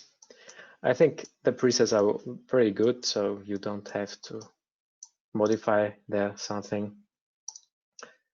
Reinforcement layout. Yeah, here we can adjust some additional things. For example, the concrete cover for reinforcement, you can do that according to a standard. When you click here on edit, you see here this exposure class according to the standard. Yeah, here we can get some more information and so on. Yeah, but because we do here a very easy design, I don't need to consider this, so I let the values here to the new values here. I think that's pretty clear. Here the reinforcement directions, yeah, so once in the horizontal direction, then the other to the vertical direction. I think that's pretty clear. When you have different geometries of slabs, you can adjust here the directions. Let's jump to the longitudinal reinforcement. A difficult word here. Here we can set the provided basic reinforcement. Let's jump here to the reinforcement area due to rebar. Activate here for the top direction, so for the top location and also for the bottom location. Here we can, the rebar spacing should be 200 millimeter. Also here for both directions. And the reinforcement area is calculated automatically. We have also the possibility to choose one of our library something. For example, when you know the different Q and R meshes, you can choose also one of them. But this is something we do for the other reinforcement group. So I think the rest is okay. Let's do the reinforcement group for our walls. So for that, I click here, new reinforcement group.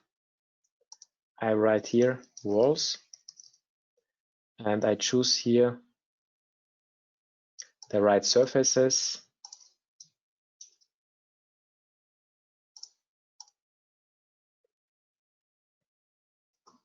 So these ones.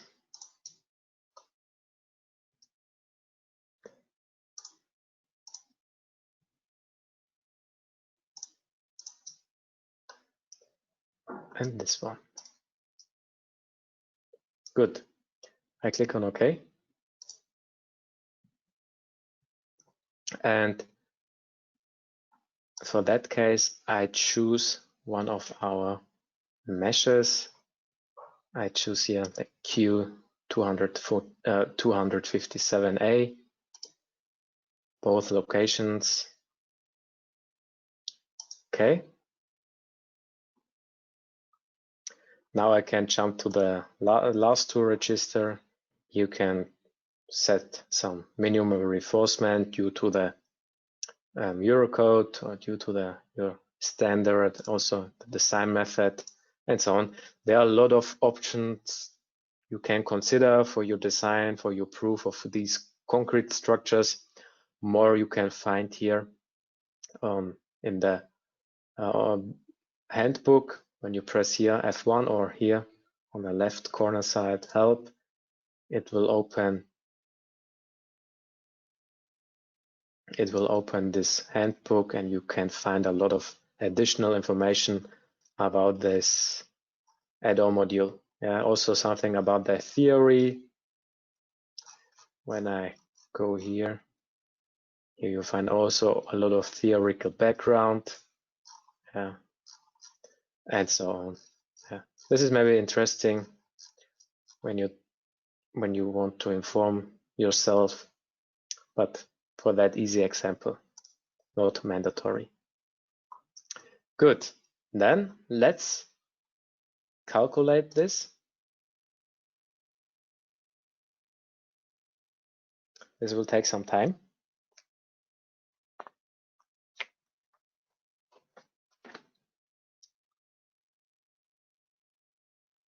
So what we can see here now. First of all, here the required enforcement. So what we have to put in our slabs, in our concrete slabs by surface. You get here an overview, but I would recommend you to use the graphics in order to see it better. So what we can see here now, jump to the results, click here on show reinforcement direction. And here we can see the different direction. I choose here the panel.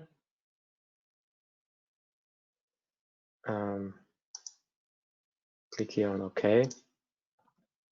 So this is the required reinforcement. What you have to do, what you have to put there. You see this direction, the other direction, how you have to put your reinforcements. When you want to have a better overview, maybe I would recommend you to change here this panel and say, okay, I want to consider here my rebar, then fill it up, and then you see just the reinforcement you have to put additionally to your base reinforcements, and how, as you can see here, especially at the near of the columns, you have to put there some additional reinforcements. Maybe you have to prove also a punching proof here, yeah, and so on. Yeah, what we can see here. Else, also here the shear reinforcements, and so on. Yeah, when you want to print something to your printout report, just select the right slab, click here on visibility by selected objects. Then I would recommend you to deactivate show hidden objects in background, view in Z direction, and give your technical drawer this PDF, so this prints here, and so on. Again, here I can choose 247, click on OK, and this is what your drawers or yourself need for the designing of this concrete surfaces. Yeah, so much to the design of concrete surfaces. Now let's jump to the next part, the design of beams.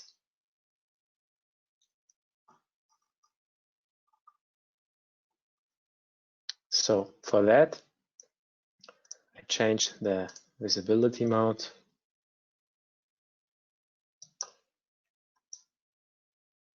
For designing beams, girders, columns, I can use RF concrete members. So as you know, we modeled in the last online training this downstand beam here. Important, this downstand beam was modeled as rib. So the member type was rib. When I click here on that member, you see here the member type rib. And important note on that place is that a rib, consider here this integration widths. So this rib, this beam, gets additional forces of the surface. Yeah, this is important to know. Good. Let's design this. So click here on RF concrete members.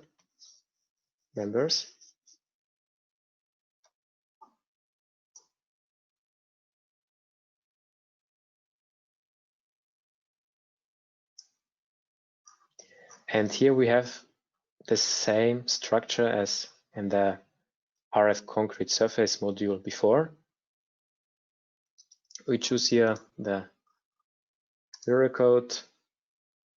We are designing for this one, for this result combination. And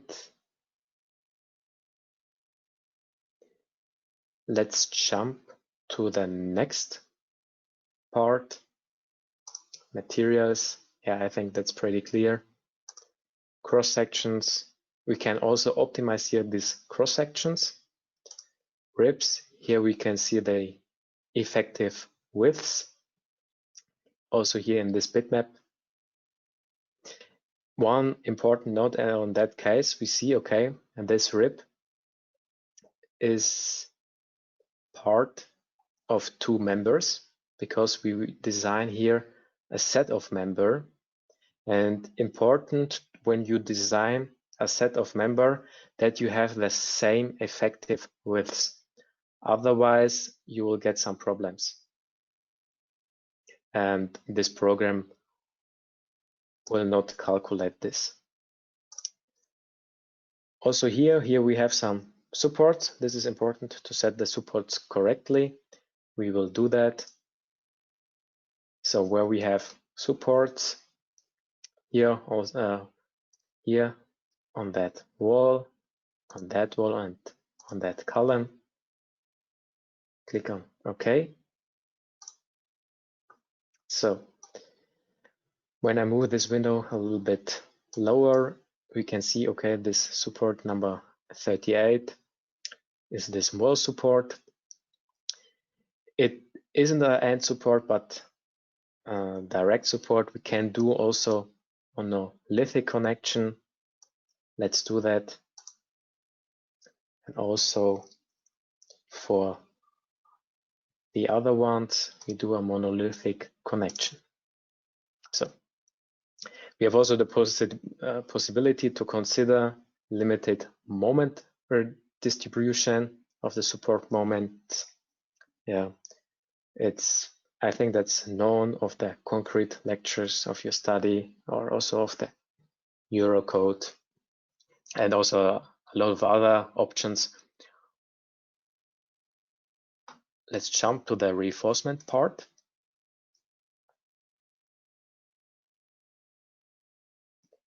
Here we choose the description and downstand beam, and we choose here the set of member.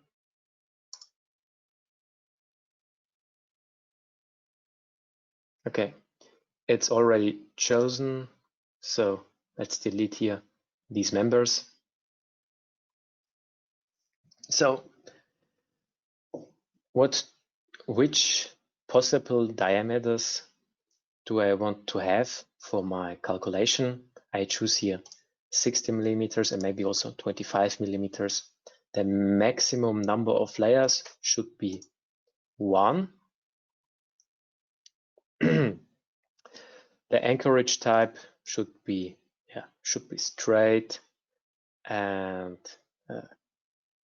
curtail type should be, so we have no curtailment. Yeah, let's jump to the stirrups. Here we have the diameter 10 millimeters, inclination 90 degrees, so as standard. I would recommend you to use here the defined stirrup spacing. So what does it mean? So from the length of 50 to 300 millimeters, every 50 millimeters, according to the calculation, is 1 stirrup. Yeah, so now the next reinforcement layout. I would recommend you, because I want to have just the reinforcement here, just in the beam, not to activate here the distribution of, so over the complete slab. So deactivate this here. Yeah, so we have just the reinforcement in that beam. Here we can also consider the concrete cover, but for that easy example, I leave it here like that with 3 centimeters. minimum of reinforcement. I think that's clear. Here you can adjust some additional information also here, and so on. Good. Now let's calculate that.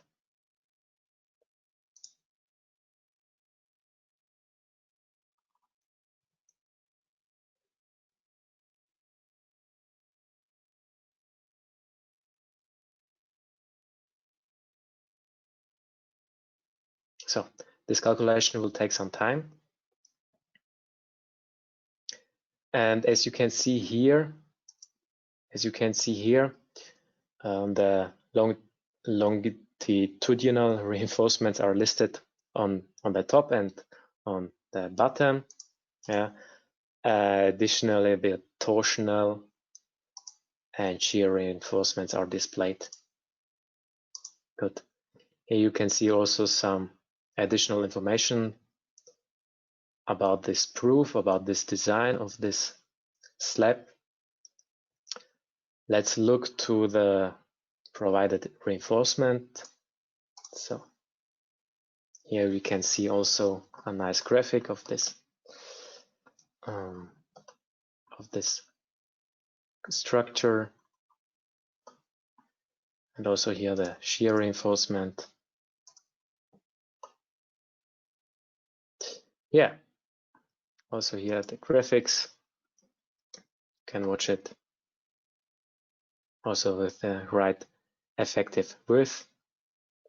Yeah, and this was a short introduction to that design of this downstand beam. Maybe one short note. Here you can see the required reinforcement, and here we can activate the provided reinforcement, and you see you are over this provided reinforcement is over this required reinforcement, and this is important. Good. So last but not least, the design of these concrete structures, of these concrete columns.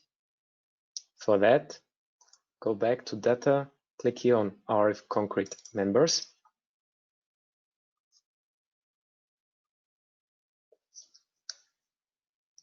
And important to know is that the rear code 2, so the design of concrete structures, provides 3 methods for the design of columns. We have the simplified method based on nominal curvature, the general method based on nonlinear analysis, including second order effects, and also the method based on nominal stiffness. Yeah, for our example, we create a new case.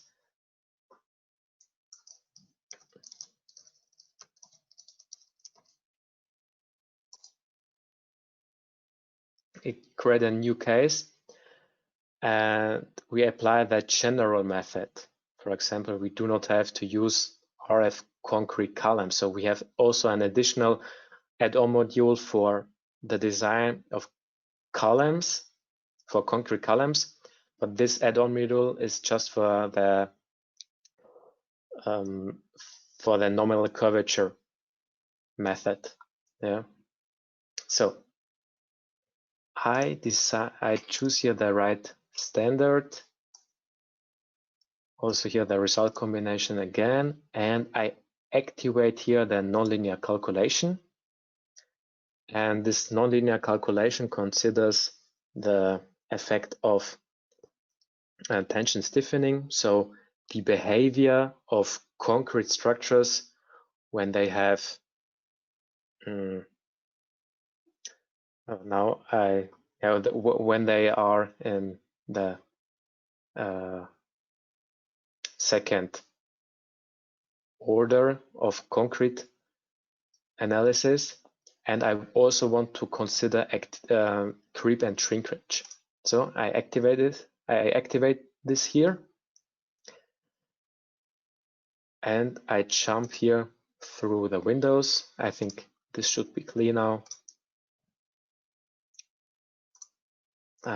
we don't need now any supports because we are calculating just the columns.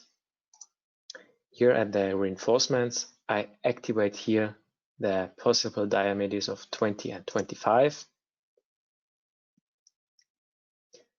Anchorage type should be straight, maximum number of layer 1. I enter here the description of concrete columns and activate just here the members which include really the concrete columns. So again here on view, I watch the concrete columns, cross section, and I choose here just here these columns, draw a selection window, click on OK, and jump to the next register, stirrups. Also here I define stirrup spacing. The reinforcement layout is here in that case in corners. So I want to have my reinforcements here in that in these corners. And yeah, and then calculate this.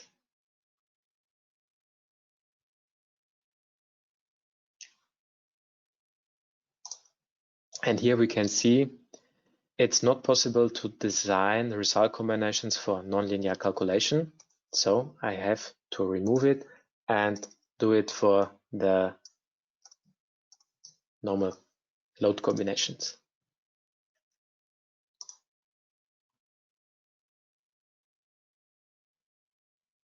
So this will take some time, and after that we can watch the results.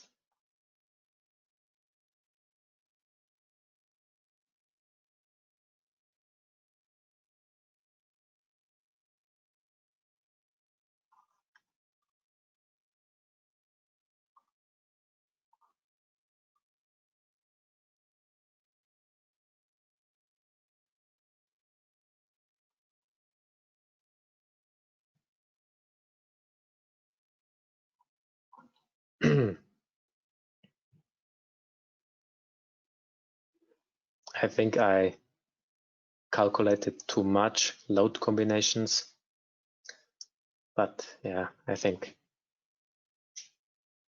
we will have it in a few minutes.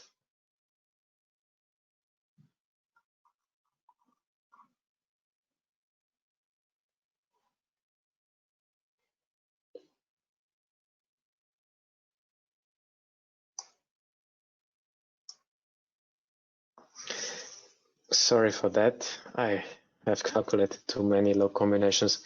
Normally, the load combination with the most pressure loads is that load case which will be the most important to design.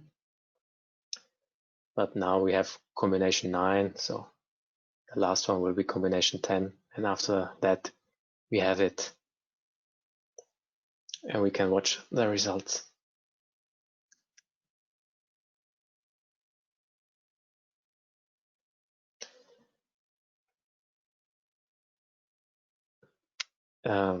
Short hint on that place is that the nonlinear calculation will take a longer time than the normal calculation.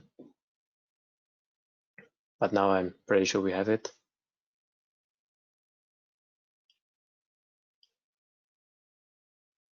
If not, I cancel this and calculate it only for one load combination.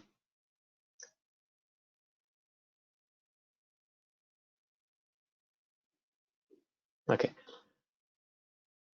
I cancel this because this takes too much time.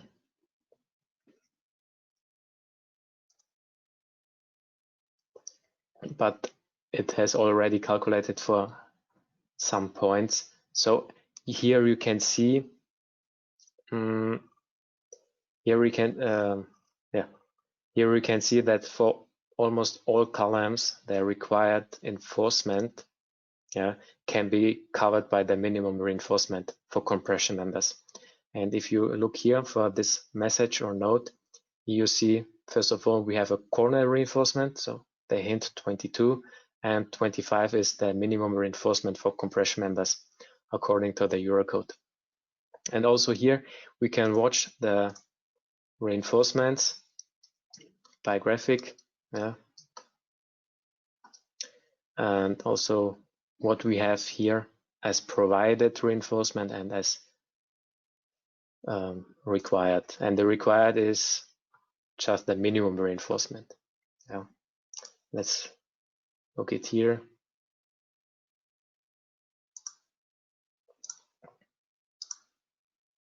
So we cancel the visibility mode. We see here the different reinforcements.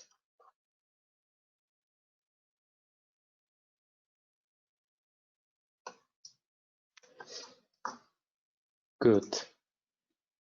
So this was the last part of this training. I hope you enjoyed that training. You learned something. We gave you the basic knowledge of the design of easy structures in every engineering area. So we had timber structures, we had steel structures, and we had also concrete structures. And now I think as students, you are well prepared for further steps with RFEM, especially when you do some designs and so on. Yeah. Ayla, anything from your side? No, I think it's pretty clear so far. So I also hope you could learn something, especially with designing structures. And thank you for joining us. And again, if you have any questions, you can still ask them. Good. I just want you to show you our website. So if you have any questions or you want to know something, visit our website. And you have here the possibility to get a lot of new information. When you click here on support and learning, you can visit frequently asked questions, or you can visit some knowledge base where we explain you the most important things considering the design of timber structures or concrete structures and so on. If you want to train the program better yourself, I would recommend you to visit this education. Here you have the possibility to watch the RFEM 5 for Beginners course. Also here, a lot of recorded webinars, or I can recommend you also a new webinar. When I go here to webinars, I really recommend you, when you are interested in to watch and visit the free webinar Stability Design in Steel Constructions with RFEM and RSTOP. My colleague Andreas will do that. I can really recommend this. And yeah, then I would say it was a lot of fun with you, and thanks for watching, and stay healthy. And I hope we will see you the next time. And as we said before, you get the recording, the materials, and everything else. Also the certificate, important for your CV. Yeah, so from my side, goodbye and see you soon.